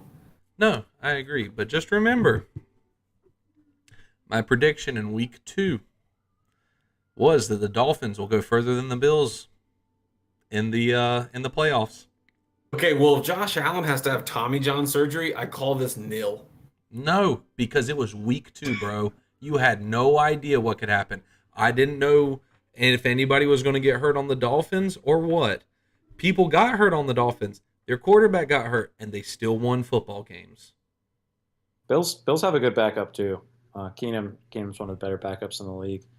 But I'll say this, Rick, in terms of the Eagles, with y'all's schedule coming up, you're going to have to play the Titans, Giants, maybe a better Bears team than we've seen before, Cowboys. Losing to the Commanders, well, you play the Giants twice, actually.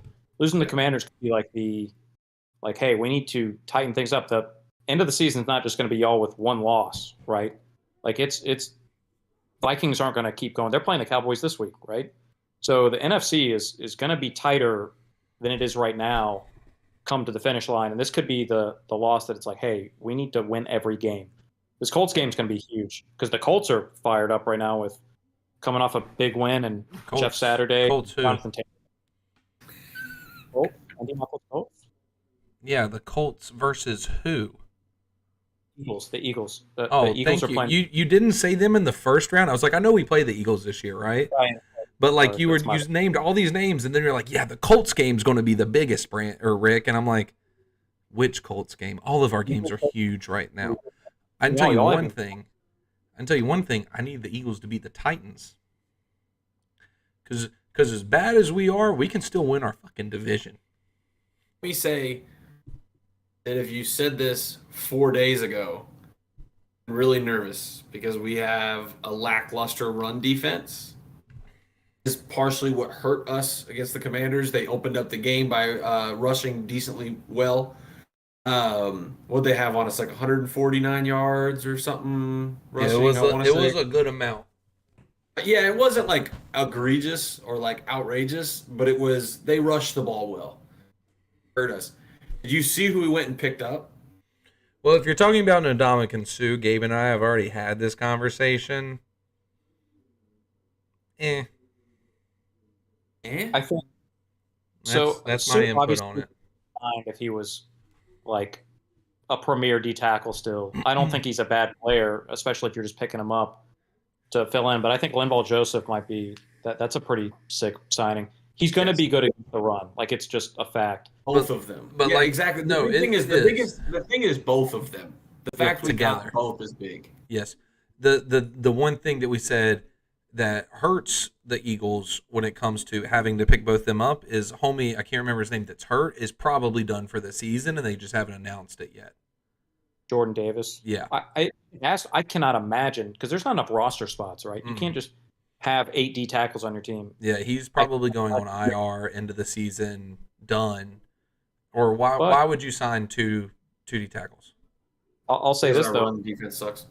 you saw what the Bucks did with Cole Beasley because they just signed him for what, like 2 weeks and Hmm. then cut him. So maybe this is a similar situation. I But I could would see it. the I tea could leaves. see it being. Sorry, what was that, Gabe? I messed I up. was saying that the tea leaves. If you're reading the tea leaves into these signings, especially since it's 2 acquisitions, I think Jordan Davis might be done for the year. That's what I would expect. And I could be wrong. that's what we were talking about. I think it was earlier in the week we were all texting about that. I unfortunately think that's a real possibility, a real one. I think I could see it being a, like you're saying with Beasley, basically we're giving them both a tryout because we have the potential, both possibly with Davis if he's out. So maybe we just give them both a shot and see who does better, and the other one loses. The other one gets cut, and we more D linemen. And I Maybe. saw in regards to the Cole Beasley signing too, it was weird because he got cut after 2 weeks. And if you play for 3 weeks of an NFL season, you get like another year's worth of like benefits or something. So it's kind of a big deal.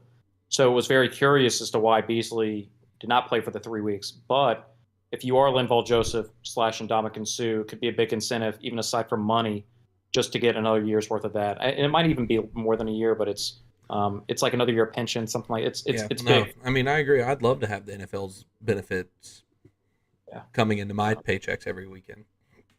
But we're not all that lucky. I could have played in the NFL, but I tore both knees, hurt my elbow, wasn't 6'7". Um all of the above. Um with other sports, I want to shout out my old college for a second, right? I want to shout out UNC Charlotte. Go to So, college. huh? I said you didn't go to college. Yeah, I want to shout out the college near where I grew up. Um, but anyway, UNC Charlotte just had a commit. His name is Luke Hill. He is a cornerback. Corner, not quarter. He is a 4-star ESPN recruit, right? He is ranked number 90 of cornerbacks, which 4 stars, pretty solid, right? So Charlotte, he just committed to UNCC. He just decommitted from Oregon, which is crazy to think of why he would decommit from a school like Oregon and sign to Charlotte. The other four schools that were recruiting him were Clemson, Michigan, Ohio State, and LSU. I want to know why he didn't go to any of those. I have no idea why. And then he went to Charlotte. He Where's he had from? he is from Maryland. So he has no connections with North Carolina that we know that I know of looking at just his draft or not DraftKings, his stats, his profile page.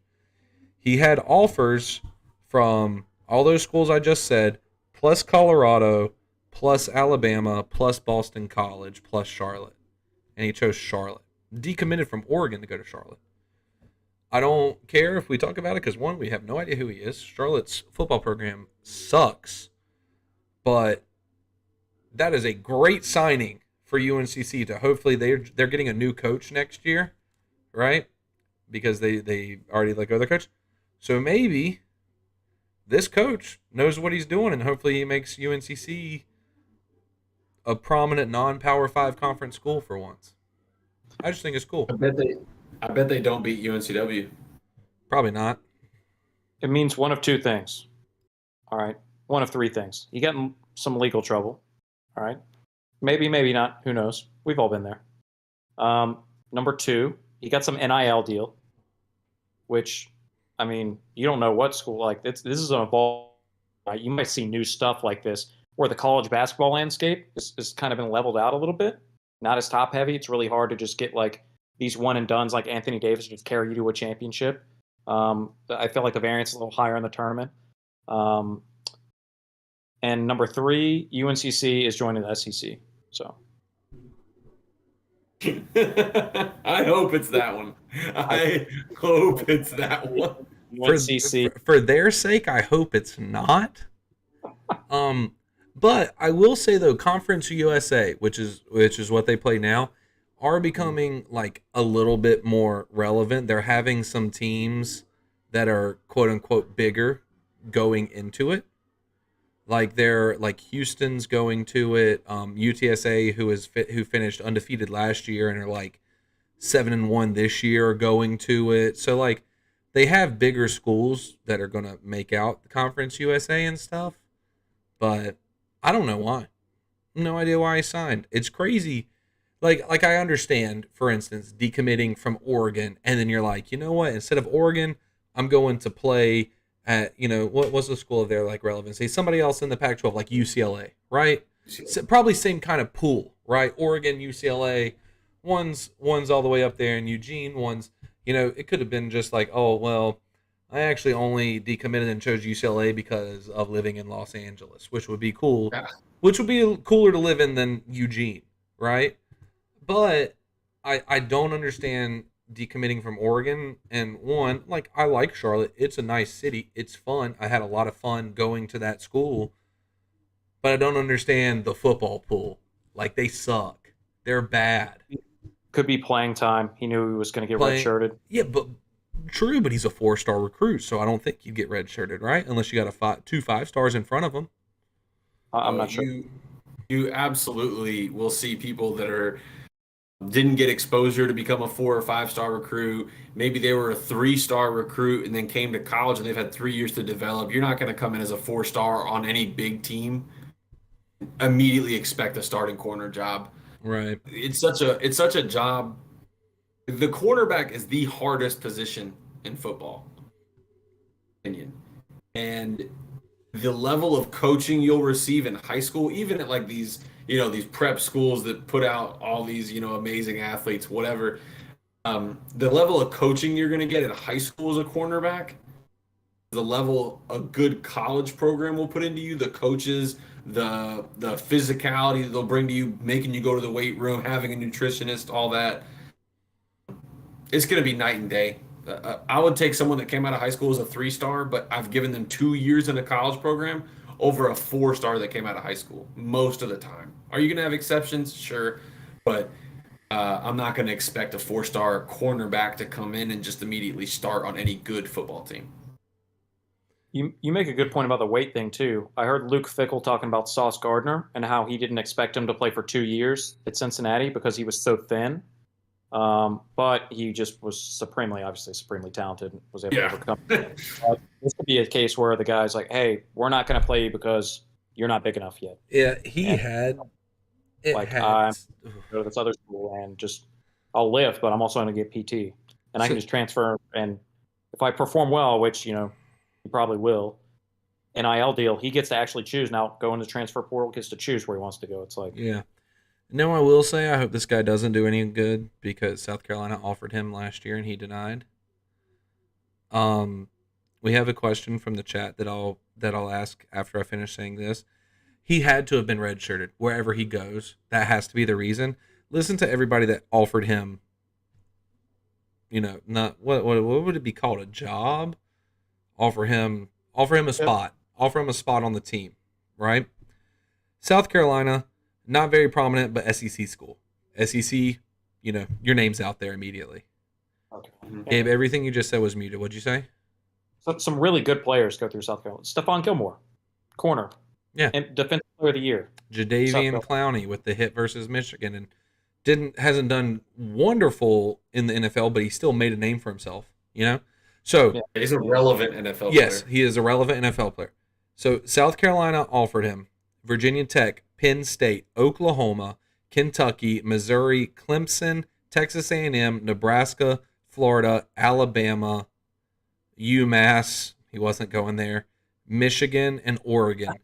Physically offered him scholarships, playing time, just a spot on the team. And then he committed to Oregon, went to Charlotte.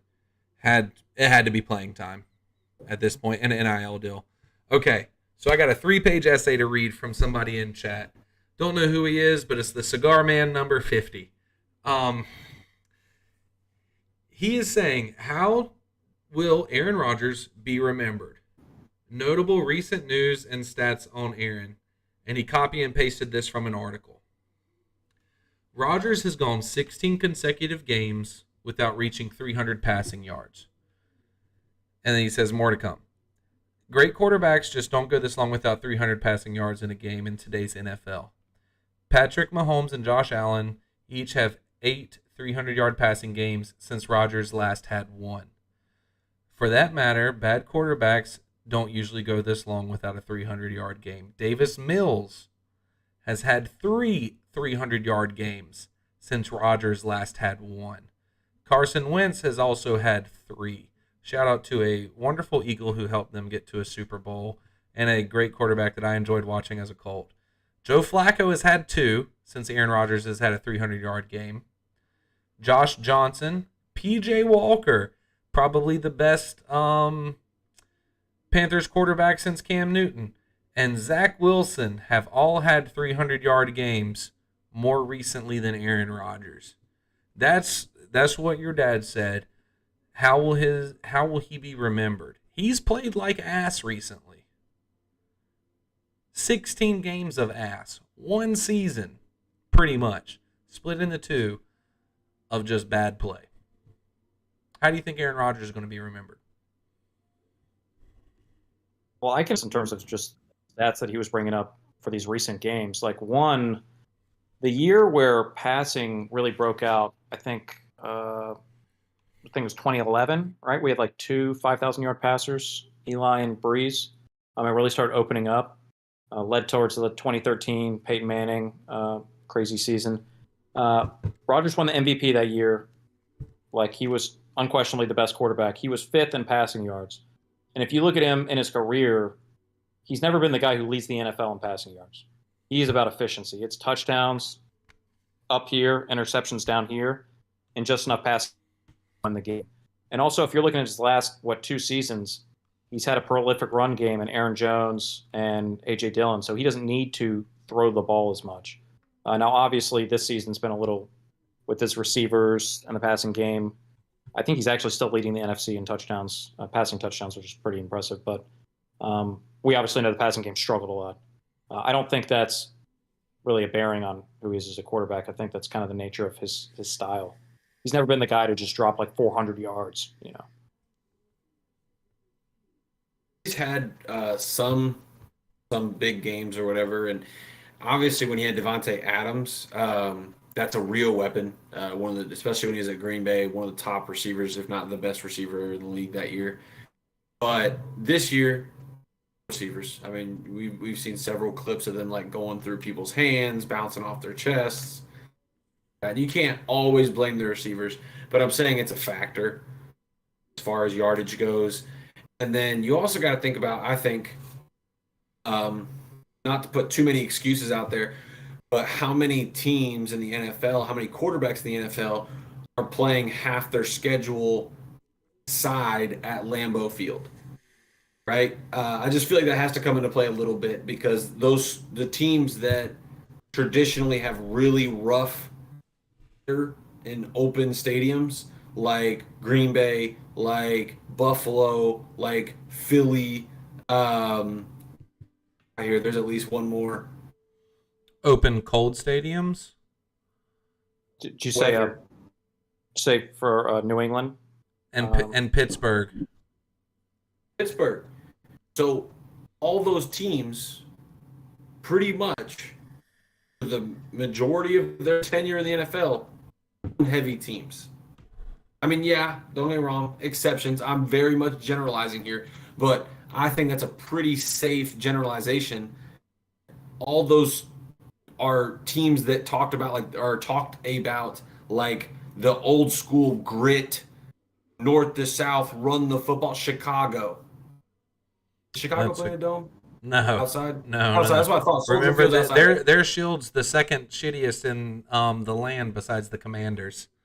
That's right. So those teams are teams that are very run first, ground and pound, and then like I said, when it comes time to throw a touchdown, whether it's a 15-yard touchdown, an 8-yard touchdown, or a 30-yard touchdown, puts the ball usually where it needs to be. Now this year, are they being successful? No.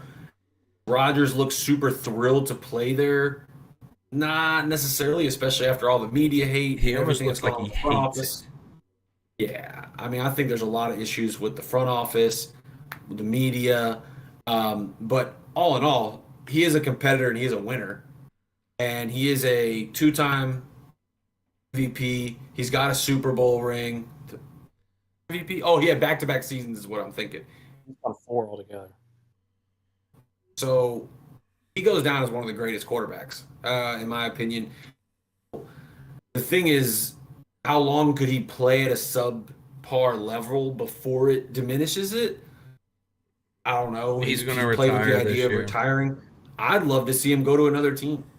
I think not saying Green Bay's all evil, they're the worst, blah, blah, blah. But obviously it isn't the fit for him anymore. There's been too many differences between him and the coaching staff, him and the front office. I think he's an elite level quarterback that if you put at another team that will give him offensive weapons, he could be right back in the Super Bowl conversation. So, Personally, so I think that one, yes, Rodgers clearly, at least in our lifetime, is one of the best quarterbacks we've ever seen play. Right? I'm not going to take that against him. We've seen Brady, we've seen Drew Brees, who was a great all-time. We've seen Peyton Manning, who is a great all-time. Ben Roethlisberger, as much as a lot of people didn't like Big Ben, he was a great quarterback at the time. Won Super Bowls, did good for the Steelers, right? multiple 500-yard passing games. Yeah, like he's great. So I think people are they're going to judge Rodgers this year on his gameplay, especially if they don't go positive in win this year. If their win percentage is less than 500. So, like Gabe said with yards, he hasn't been the biggest yard guy in the world. I got some stats for Aaron Rodgers. Every year that he's played all 16 games, he's thrown for over 4,000 yards. Okay?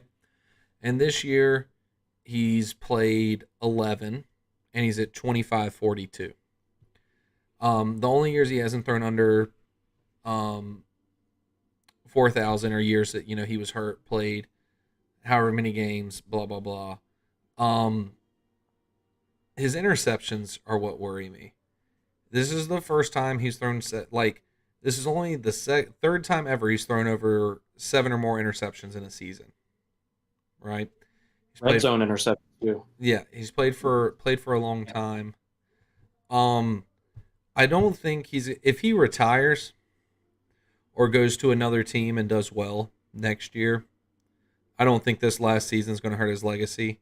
People are going to think, oh, he was 39 years old, getting out of his prime, didn't have any, good receivers like he was used to in the past. His run game wasn't the greatest. It was just a diminishing team with a quarterback that was diminishing with time over age. What I want to talk about is the second part that your dad said was the stuff in recent news about Aaron Rodgers.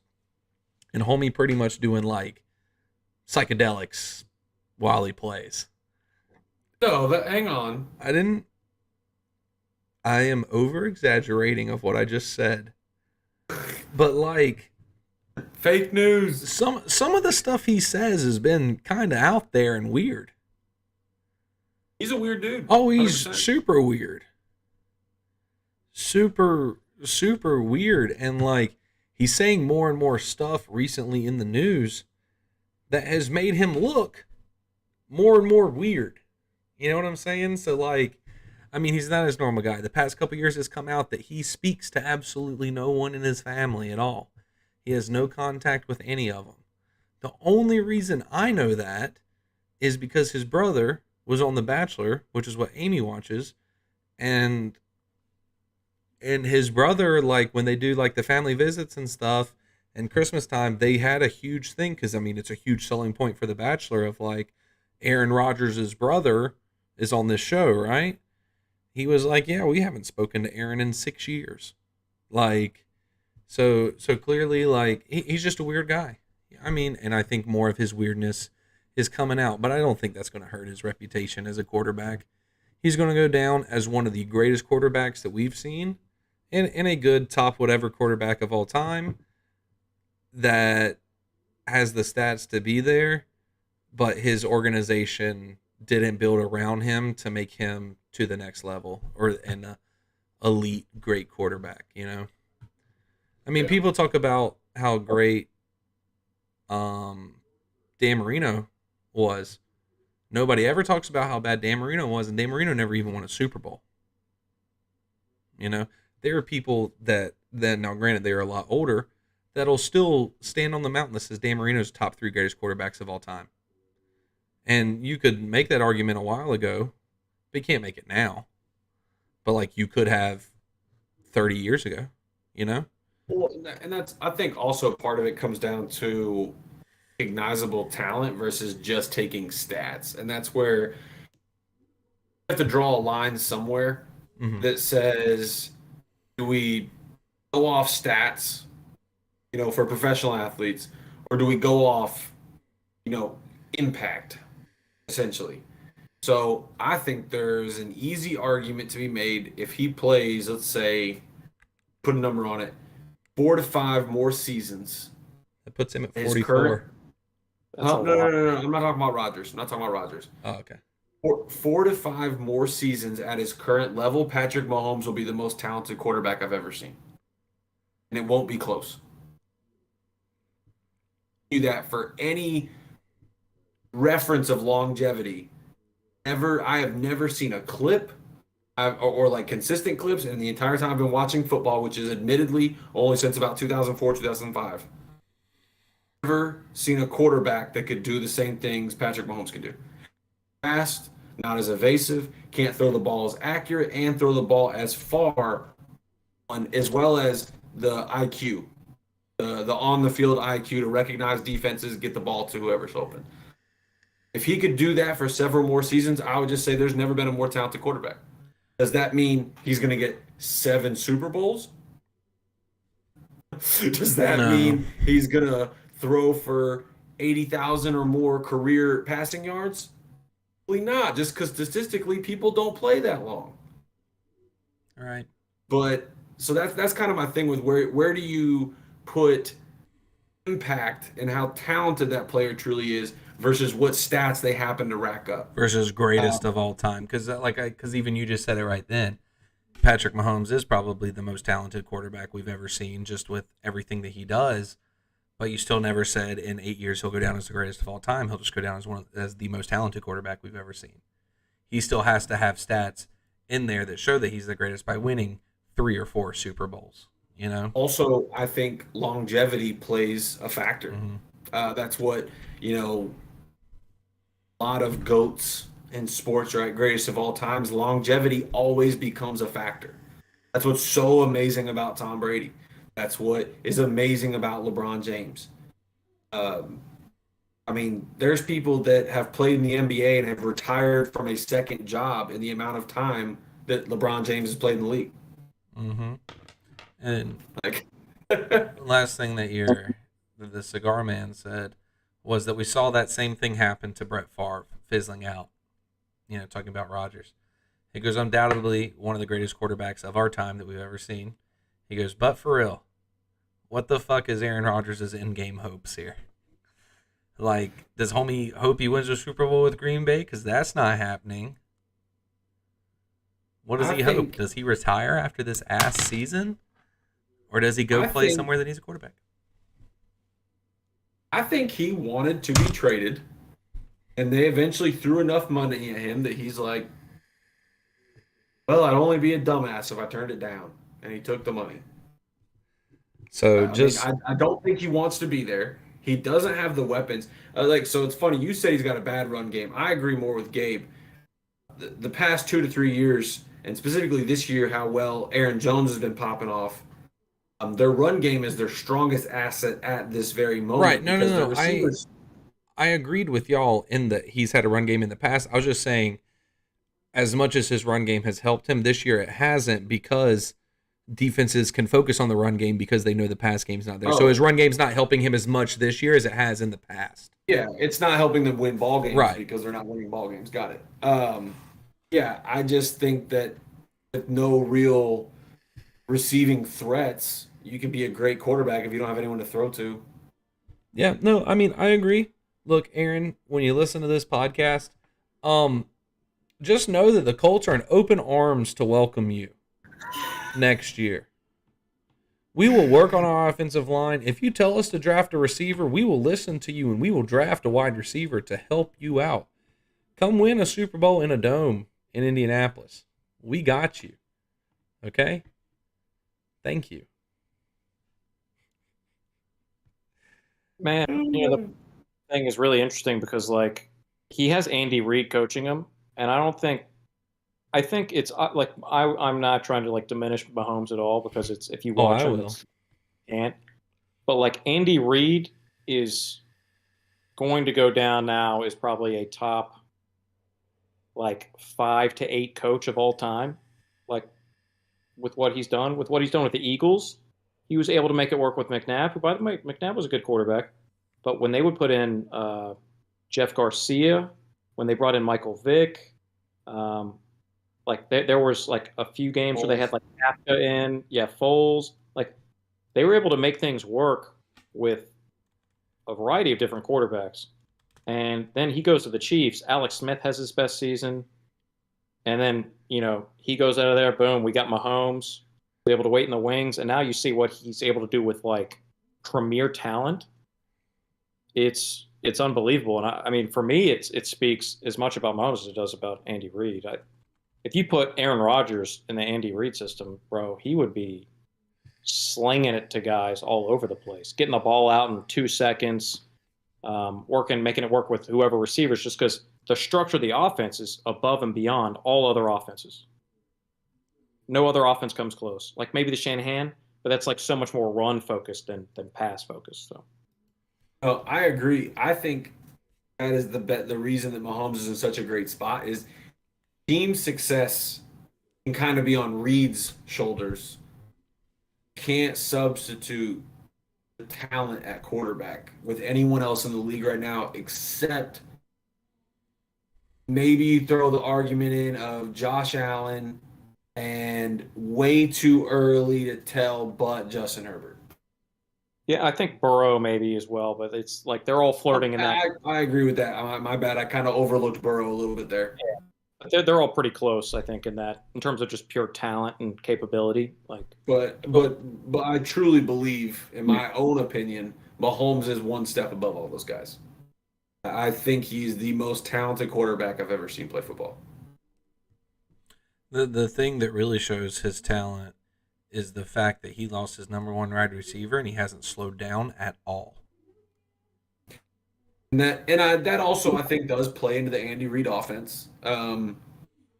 Yes, I agree. He was able to still have that chemistry with his other receivers and Travis Kelce, which is obviously a huge boon to have one of the greatest tight ends to ever Travis play. Kelce, three touchdowns and like 8 reception yards in that one game is absolutely insane to think about. 7 catches for 4 touchdowns and 25 yards or something. Like the dumbest stat line I've ever seen in my entire life. But PPR. also one of the greatest. Like Yeah. Sure. PPR leagues just salivating. Well, you know what makes it look good too? Like to your point, Brandon, losing Tyreek Hill. Tyreek Hill wasn't a product of the system. That guy's amazing right now for Miami. yeah. It's not like the Andy Reid system built Tyreek Hill. Like Tyreek Hill can fit in a system because he's that good a wide receiver. It just shows the fact that Andy Reid and Patrick Mahomes can put anybody in there and make their system work. Yeah. Yeah, I agree. I don't think there's anyone arguing that as good of a system is. I don't think anyone's sitting here calling the Chiefs players products of their system. Same way a lot of the criticism for years in New England is a product of his system. Wes Welker, product of the system. Those types of No, I things. agree. That Edelman, can same prove with thing. the fact of look at the New England's record right now. It wasn't just a system, you know? Oh, I think part of it was. Yeah, it was Eventually, also you don't Tom change Brady. enough.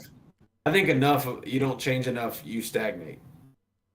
Bill is and change and time's catching up to Bill. I mean, sorry, 20 to 25 years of success is enough, sir. Yeah. We're gonna You retire, damn it. I disagree so much. I think Bill Belichick is still coaching like amazing football right now. Oh Oh, no, he is, but I'm saying he's not dominating everyone. what we're saying, Gabe, is it's not just the system. Like Belichick's system works and it's great, but he still has to have talented players there. Like Mac Jones clearly is not a good answer.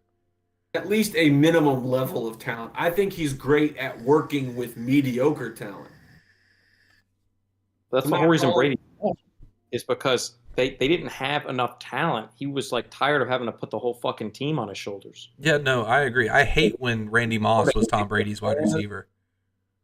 Bro, he was in the last few years, he was throwing to Kendrick Bourne and Jacoby Myers and just like all these guys who were freaking scrubs, dude.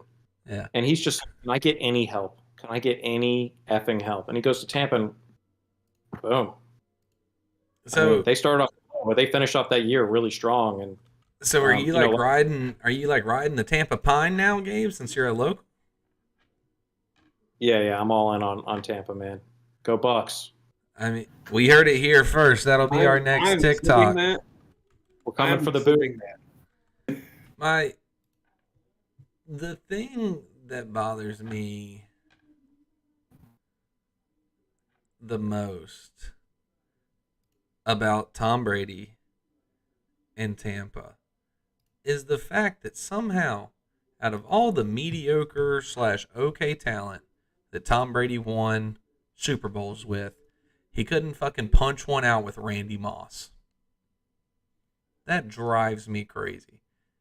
They had the best chances to win a Super Bowl. Randy Moss gets his one ring, which for Randy Moss, and you look at his career, would have been a well-deserved Super Bowl ring, right?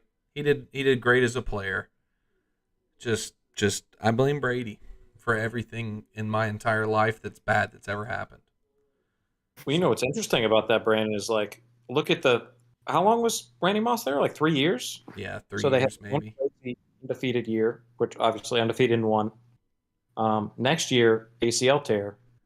Year 3, disgruntled Randy Moss gets traded midseason, right? So Yeah, but you would have thought the undefeated season would have done it. Didn't know the 8-8 Giants were going to come and kick their ass, you know. for sure, but even the next Kick year, you their would have ass by kicking that field goal. Hey, Matt Castle hey, delivering them. no matter what happened, they won, so it was an ass kicking. That was a crazy game. It was beautiful. It was beautiful. I think it's second tier though to the 2003 Patriots Super Bowl. I think that was a fantastic game. One of the best Super Bowls I've ever seen in my entire life. That's like no bullshit. That is one of the No, crazy. If no, you can watch, it is thrilling. It is a I'm not making fun of the Panthers at all. I'm just saying that is one of the best Super Bowls I've ever seen in my entire life. Gabe, I think he was taking a shot at the Panthers. I know I was not. I rank that in my top 3 Super Bowls I've ever seen. He's whatever Milwaukee's best or Miller High Life or whatever he's drinking. That a few of those are, I think, getting into his judgment maybe a little bit. I mean, if we want to start bashing the Panthers, I got a whole nother Super Bowl I can talk about. Bro, we're like 2 and fucking whatever. Like we don't have. We're 3 and like 7 right now. You don't Open even know the season. record because you're a Tampa fan now. I get it. I We're understand. about to blow us out. Who do y'all play? The Ravens. They're about to rock us. That's bad. Yeah, it's not going to be Baker Mayfield starting. That's not going to be good. Why? I saw that. Start It's PJ PJ. Walker, damn it. His ankle. He hurt his ankle. Tape it up. shoot something into his ankle, and play that man. He'd still be better than Baker, man. No offense to Baker. I mean, I had much higher expectations for him. I think I thought everybody in the entire nation did. maybe we go 8-9, 9-8, something like that. But he probably, admittedly, just has not played well. Hasn't worked out. Sucks. I think your whole team's just having a lot of issues with the changing of the head coach, with an under par staff. Then obviously you trade off your real weapons for draft, equity, Yeah. and I look at it this Rebuilding. way: the Panthers are still a young franchise, technically. So Yeah, they're we just could going through a little midlife crisis right now. be a team for 70 more years and then win our first Super Bowl like the Eagles. At least to they be have. fair, At least they it's have one. because our franchise predates the Super Bowl. We have several NFC championships. Well, that was the highest we could win. Back when there were 6 teams in the league. Same, but More than AFC Thank you. championships. We were still beating teams like the Giants and the Cowboys, way before the Panthers were ever a thought. Some of those teams, like those Giants teams back in the day, were really good. Well, no shit. Yeah. And They had people that- Cowboys. They had people that didn't even have second jobs sometimes. Yeah. There are people in Texas that still talk about how great the 1960s and 70s Cowboys teams were. And I was like, That's yeah. because they don't have a lot of. I was like, yeah, because you haven't won a Super Bowl since 95. Like, come on. They kept Bro. Steelers. That's tragic. So Cowboys kept losing to the Steelers in the Super Bowl. yeah. Won't be doing that. So kind of. I mean, I know we could talk about football all day. I did have a little bit of basketball I want to throw in. Really, just one specific thing I really want to bring up today. Before we got off here, is that Dwight Howard made his debut Taiwan Basketball League over in Taiwan. I blame LeBron. Huh? Nothing. Continue. Do you want to just take a guess at a stat line? 100%. Have you read the stat line? You sent it to us in GroupMe earlier. I didn't see it. I swear to never- God you did. Did I even see it? I may have. I think I'm going to say a stat line correctly. Did he have 39 points and 25 rebounds? I was definitely north of 20 rebounds. I definitely was going to do that. I think it was 39 and 25. I'm worried I sent it to you personally, but I did not put it in the group me. I didn't see it. Then maybe I didn't see it. I don't know. Is Yeah, it you're a 39 liar. and I did not 25? send it to you. Did I? Where did I see it? There's it- him saw it. scoring is insane. I don't even know the last time in the NBA he scored 30. But 20 rebounds seems like Is for 25 rebounds a fact? I know that. Sure. Did he block? How many blocks? Did he have like 8 blocks? Something like that? Something crazy? No. 6 blocks? So let me just go ahead. I did not send it to Brandon for verification purposes. Okay. But he had 38 points, 25 rebounds, 9 assists, and 4 blocks. Assists? That's insane. It had him running the offense. So Not necessarily playing point guard, but like the offense was. Huh? Was he? Oh, so it was like old school Orlando Magic days where it was all through him. this and then was just- 21-year-old Dwight Howard. That makes sense for him getting assists then, because they're all going to collapse inside, and he just shoots it out to the open guy on the perimeter. That actually makes a lot of sense. So almost a triple double in his debut with 4 blocks. 38 and 25 is a monstrous game. And I just wanted a second because, first of all, I was a huge Dwight Howard fan, Still am. especially when I was in high school. Prime Dwight Superman is arguably up there with Shaq Superman. Dwight Howard has the best shoulders I've ever seen in the NBA. 100%.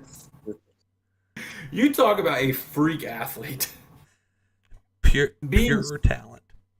Being 6'10 and as athletic as he was, I genuinely think he could have done anything sports related and succeeded. Now his work on his game clearly was subpar, as a lot of his teammates talked about. But I wanted to kind of take that second to show like how good the NBA is nowadays, and especially with like the emergence of Giannis and Luka. And then now the upcoming, what is it? I don't want to slaughter his last name, but it's like Wembenyama. That's exactly right. Is the EuroLeague basketball is coming up. having some talent. They're really evolving their game. They're stepping up. Still nowhere near the NBA. And then that's the second close, though. Everywhere else is like light years behind where an absolute washed NBA player can show up, score 38, get 25 rebounds, and dish out 9 assists. So you say that. I don't know if I'd consider Dwight Howard a washed NBA player. How old is he? He's got to be like close to 40, right? He's as old You as don't think you don't think he's washed in the NBA? What was his stats the last It season? doesn't matter. I think he could start on some NBA teams still. Not for 82 games. Well, So he's nobody plays 82 games anymore. That's not true. A lot of people don't. A lot of people rest because they're scared to punch a toenail. Well, no, they rest because 82 games playing 40 It's a minutes lot. a game is It's a lot on your no, body. No, I agree. I don't think he can But play. I don't think he can play 82 games. But I think washed is overstatement. I don't think he can play for a great team. No, don't get me wrong. He's not going to be even a role player on like a good team like the Bucks or the Trailblazers. But like you're telling me that the Hornets would be upset if Dwight Howard was their sixth man? No. he was in the Hornets at one point. He right? was, yes, 100%. But now, if like they wouldn't be upset to have Dwight Howard on their bench coming in playing 20 minutes, 25 minutes a game. be upset. Maybe first of all, he would not be playing 25 minutes a game for most of the season. I'm serious. He physically has shown between his back injuries and his leg injuries that he cannot play a heavy workload. Right. He but averaged also a game last year for How 60 many? games. 16 minutes a game for 60 games. Exactly. So Okay. less than 20 minutes a game for 2/3 or 3/4 of the season. Look, I know hardly anything about basketball and way less than you do, right? I will gladly admit that because it's the same thing of when we start talking about baseball on here. I know way more about baseball than you do. But it just hurts to say that Dwight Howard is a washed NBA player. So I'm going to stick by my statement that says he could play on some NBA teams and make an impact even if it is for 15 minutes a game. Okay. I think impact is super generous. I think Depends on what team he plays for.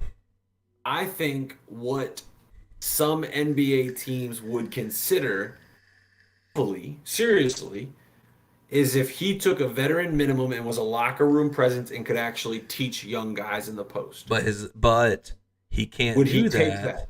He can't do that because, like you said, his work ethic and shit, his entire NBA career was absolutely atrocious. He's also not going to take a veteran min when he can go to Taiwan and get paid and ball out against scrubs. And when That's he's what going to he's win the doing. Taiwan championship this year. 100%. Clearly. The only person that is stopping him, and I don't think they even play in the same league because I think this guy plays in Japan, is Jimmer Fredette. In China. He plays or in China? Shanghai. Okay. I would love He to see plays, I them believe, on team the up. Shanghai I would love Dragons to or see something them like that. team up and play in Taiwan or China or something. Is Stefan Marbury also plays in the China League with Fredette. That man is like 900 years old. You know what's interesting is like it is a risk, and it might be more of a risk playing in Russia versus playing in China. But like the Brittany Griner thing, she was playing basketball for like a Russian league, right? So almost all WNBA players go overseas in the off season and play because they don't get Because you paid. can make more. Yeah. Trying to get that money. I mean, I'm on board with that. Like playing in China and stuff, that comes with a lot of risk. It I don't even can. know. It can to a degree. If you just followed the Um, rules, then it doesn't. So here's where you got to think about too, right? So I remember this is before the salary max got raised in the WNBA. The top players in the league were making like we talked about this one time on the podcast early on, Brandon. It was like back when the salary cap or the contract max NBA player was like 125 or $150,000 a year. And in that same time period is when Brittany Griner started going over to play in China. Their season, which was much shorter, and made 500 grand that year. And it's like that's a no-brainer. dying over in China is also where she got stabbed in the stomach. Nice. I want to take a half a second time out. So our MVP watchers are signing off. They said goodbye, the Cigar Man 50. Thank you for coming. They said thanks for the entertainment and wisdom. And then they just want to shout out one thing about Rick. They says, Rick, you just had to have Dwight Howard shoes when you played basketball. They cannot believe that you are bashing your own boy right now. That you bought shoes from. Him. I did have the Dwight Howard Adidas when he played for the Magic. Had his autograph in them. They were bomb shoes. You got his autograph, or they just came pre-autograph? So they come. His autograph is in his shoe, like in his designer shoe.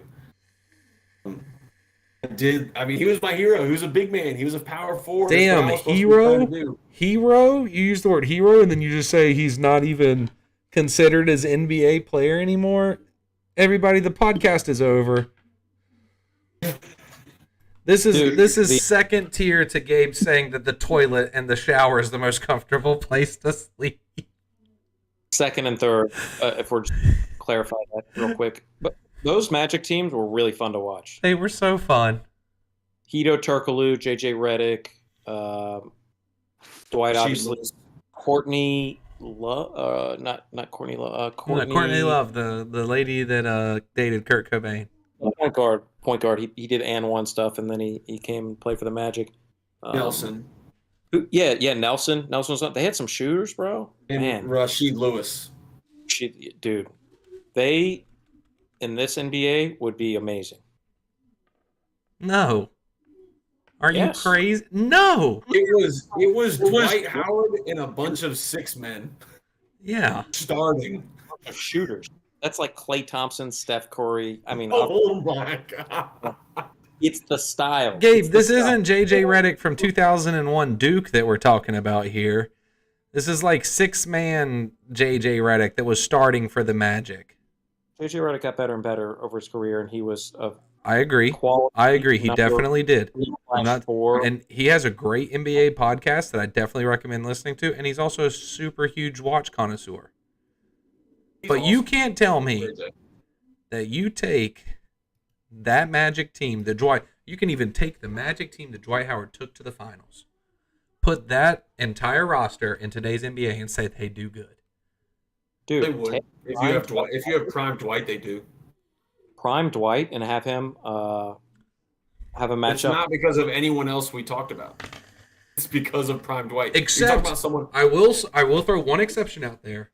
Is if you take the prime Hedo Turkoglu that was there as well.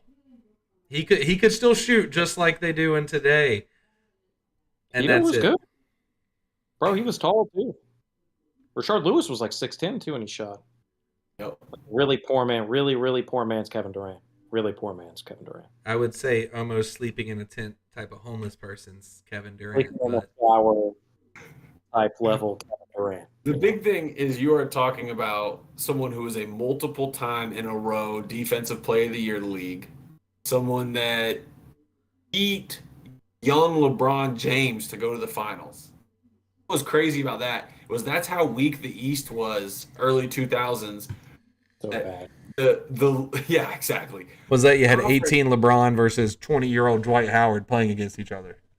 That is literally like what it was. It was two physical specimens carrying trash rosters for a chance at the finals to then get absolutely murdered by the Lakers. Yeah. Gabe, go look at the team LeBron took to his first ever NBA Finals and tell me that team was any good besides LeBron James. Delonte West. Zildrunas Ilgauskas. Yeah, Ilgauskas was the second best player. Who they have that bald dude, Drew Gooden? They had the guy with the long curly afro too. I can't remember his name. Oh, I know who you're talking about. He played on Portland for a little bit. He was good. Bergeau, right? Good is an overstatement on what you were talking about these players. Go check his stats. Compared to the rest of the world, yes, they are good. But compared to the NBA, they are bad. It was LeBron James and the other 15,000 sixth men that he had on that team versus Dwight Howard and his all sixth man Plus the fact that like JJ Redick and Hito Turkoglu could hit a 3 every now and then, and LeBron James team And couldn't. Jameer Nelson is not a terrible point guard. Not an No. elite point guard by any stretch. Not at all. But he was never in the conversation of, you know what? Jameer Nelson was an elite point guard this year. That conversation never happened. Dwight Howard put on a little cape and jumped over a car and slapped a sticker on a backboard. So Dwight Howard's one of the greatest NBA players I've ever seen play. Dunked on by Nate Robinson. That's all I'm saying. He allowed Nate Robinson to jump. Yeah, I was about to say Nate Robinson also dunked on Shaq, but it was in practice. Like, but I just wanted to throw that out there about how the NBA is, because I don't care. It's not a knock at Dwight.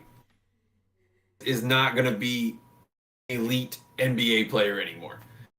He went from MVP caliber to not being able to start on pretty much any roster right now. Means you're washed. To then dominating another league. That's an amazing feat to me. if Jimmer Fredette can dominate in an outside league, anybody can. By anybody, it's hard to guard a guy 45 feet from the basket. Yeah, I know. just threes, like shooting an artillery. Watching Shell. Jimmer Fredette play in college was one of the greatest things I remember in my childhood. Jimmer! Shit was dope. That was great. Watching Steph Curry do his thing in Davidson was fucking phenomenal. Watching Even Baylor, while I was there, but JJ at Duke was one of the scariest college dude, ball the players combo ever. of You have to JJ play. Redick and Sheldon Williams together was insane. We're in an era of 3-point shooting, but JJ was prolific before it was like the thing. So his He's impact, prolific in college. It did not carry over to the NBA till honestly later in his career, like you said earlier. Not his first 3 seasons he struggled. After that, I'll say he became to better and better and better to the point where he was a very reliable 3-point shooter and a veteran presence and mind on the team. In I mean, college, it JJ was- became a valuable piece to teams. Oh, I agree. For the Clippers and for the Magic, I 100% agree. But like in college, it was stupid to watch him play. It was dumb. in his game, dude, it wasn't even just threes. His mid-range jumper was fucking unbelievable. He was so lethal. Oh my god. I And can't believe we got smoked by LSU. The bad thing about I was at that game. I hate you. How long has this podcast been running? We've been live for 3 hours and 30 minutes. I'm gonna have to cut this up into 2 parts. This is like a crazy Russian subtitle We can. movie. 70s. The goal is I'll probably end this soon. But if we want to like actually just continue chatting, we totally can. I'm completely fine with that as well. But what I was saying before Rick abruptly left, again, the crappy thing, and I say this crappy as in the most respectful way I can, as a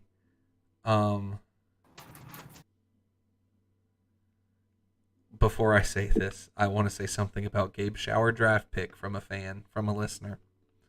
Parting thought from the Cigar Man 50. I've drank bourbon and multiple shower beers while showering, and I can honestly say I have never, in capital letters, contemplated sleeping in the shower. That was hilarious, and they want to know, Gabe, was it at home when you slept at the shower? Yes, absolutely. It's a cat nap. Cat nap. I could have seen just to entertain this a little bit. I could have seen if you said in the bathtub, because I've definitely fallen asleep taking a bath, like soaking. Do that. Huh? You're gonna drown if you do that. Yeah, you're going At to least wake a up week. to the sensation of drowning. You're fine, Gabe. Hey Gabe, I'm 6'4". I don't fit down into tubs to where I can drown. All right, finish your point.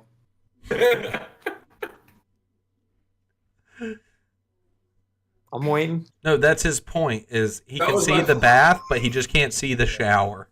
Oh, Don't my knock it. That's all I'm saying. dude, my thing is back to sports. Before we maybe wrap this up, who knows? We just might live stream for 12 hours at this point. my thing is, so JJ Redick and Sheldon Williams, right? Great duo that happened at Duke. It was awesome. And then you're like, as a Gabe, you were practicing your waterboarding skills. That's what was just said in chat. Um, is CIA. is you see JJ Redick and Sheldon Williams, they finally graduate, and all the Carolina fans rejoice, and they're like, fuck yeah, JJ Redick's gone, our time to shine. Then immediately John Shire comes in and does the same exact thing that JJ Redick decided to do. The only thing that dulled that, though, was that Tyler Hansbrough came in. Yeah, he never lost against Duke. I remember that fact for 8 years. Never lost. 4 years. Never lost at Cameron. Yeah. He only lost one time against Duke, though. The 8 years part better. I meant 8 games. We had like Greg Paulus is our point guard. Greg Paulus, John Shire, Kyle Singler. Well, Singler. some of them came in later. Like some of those guys came in like 08. Like I think Singler came in 08. That was But yeah, still like, years. We had Josh McRoberts was pretty nasty. Played for 2 years during that stretch, but we didn't have enough like consistency. We weren't really good inside, and that's where Hansbrough was. So it was like he just fucking feasted. Oh. We started getting the Plumleys. Actually, the Plumleys might have been after because we had Brian Zubek. he was after. Talking about somebody that from the beginning shined in college is in Tyler Hansbrough, and you just knew the entire time he wasn't going to do anything in the NBA. Was Everybody that did. man? It was crazy. You know who else?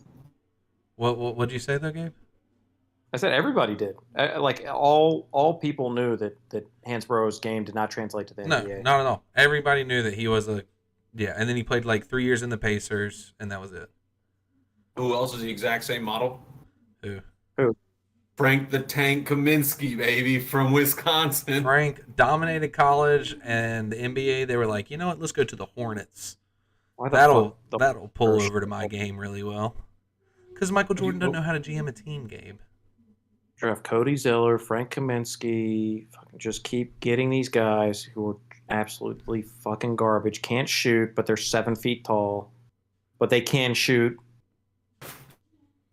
Draft all guys from North Carolina for no reason. How about you just get actual talent? I tell you, a WNBA come up superstar that hasn't even made it to middle school yet that I'm super excited to see, knowing that they're just going to be good, and there's 2 of them, is the daughters that Sheldon Williams and Candace Parker had together. Do they have daughters, not sons? They have 2 daughters. I'm pretty Those daughters- positive. They are no longer married, but they are still co-parenting their kids. Those babies are just born to play college basketball 100%. immediately. And I'm super excited for When that. I was in high school, I was super on the train that Dwight Howard and Serena Williams needed to just have kids, whether they liked each other, whether they even met. They just done it, Whether they liked in each other or vitro. not, have a baby. Yeah, they could have done it like in vitro. I don't even care if they ever were even in the same room together. But those 2 people needed to have offspring. And then they don't even have to raise them. They could have just sent them to an Olympic trial, like practice facility, had them raise them. As a kid, you know who I thought should have always had babies together, even though that they were already married to people, was David Beckham and Mia Hamm. I thought for soccer, those people should have a baby. Even though David Beckham's married to a Spice Girl and Mia Hamm is married to Nomar Garcia-Parra, like, that could be an athletic baby. Mia Hamm and Nomar Garcia-Parra? What'd you say? Oh, Amy and I are having babies, everybody, on the podcast listening. Is that a real You're thing? having babies on the podcast while listening? We are going to live stream our labor. Isn't that right, babe? That was a big no. It's a very modern thing for y'all to do. I'm pretty So pumped. my thing with that, with like athletes like that, like those, they're both phenomenal soccer players, but like you only need one phenomenal like athlete when it comes to coordination. One athlete that's phenomenal physically. So then give me Thor, the Mountain, and Mia Hamm and have a baby and have the most dominant center back in soccer to ever breathe air on the world? Yes. I mean, there's a bunch of things like that. That could be a whole, yeah. That could be a draft. Draft What about fictitious. Fictitious couples that should happen to have the best baby genes. we need to make this happen. I'm so down. Right, like right now, bro, we are 3 hours and 44 minutes into this podcast. Dude, You know how much editing I'm going to have to do? PK Subban and Lindsey Vonn, they're gonna have some killer kids. Yeah. But we're not talking about people that are together. We're talking about people that should be to literally just have freaks of nature babies. Let's do it. Next podcast. Set it up. And so you coming on the next one in 3 weeks, since this one's going to be pushing the limit to be into 4 different podcasts? Let's just each get 4. We each go get 4 female and male athletes, and we'll just come back, and then we'll RNG who matches up with who, and then figure out what sport they're going to play. And it can't be a sport that either of their mother or father played. Oh, that's really that. good. Now My fictitious offspring will be golf because it's the easiest thing. Okay, go hit a golf ball. I can hit a golf ball. Not well. Serena Williams and Tiger Woods. What sport That does baby their plays soccer 100%. Tiger's work ethic and athletic things, Serena's hand-eye coordination, Tiger's hand-eye coordination. I think it plays soccer. Tennis. What? Table tennis. They win the Olympics. Forrest Gump style. Absolutely. I didn't That even kid think of dominates. like abnormal sports. That kid absolutely dominates table tennis. I think they play pool. Nah. Dude, with her quads, I'm thinking rugby. The way he's built like a glass container. Played rugby would fucking destroy. I think they're gonna get. You know Tiger's what would be a blasting. really good one for? Okay, so quads take into effect hand-eye coordination and a low golf swing would be cricket. Okay. Yeah, I can see that. And plus, they only have to run like 30 feet back and forth to like score points. However they score points. I've watched way more cricket than I gladly admit. I've said that before on this podcast because I've bet on it. Cricket. I can see their kid being a cricket star. See that. Incredibly coordinated. That'd be huge. Incredibly coordinated. You already got the down low golf swing. I mean, okay, that they don't inherit muscle memory. But it gets there. The dad can teach the correct way to. And Serena, she has down, yeah. Cricket. Fuck your table tennis. I'm with you. It sounds like bullshit. I'm 100% with you. They're going to be that's the best cricket player of all time. I don't even know what they call the batter because it's not a batter. I know that for a fact that person that hitting the ball is not called a batter.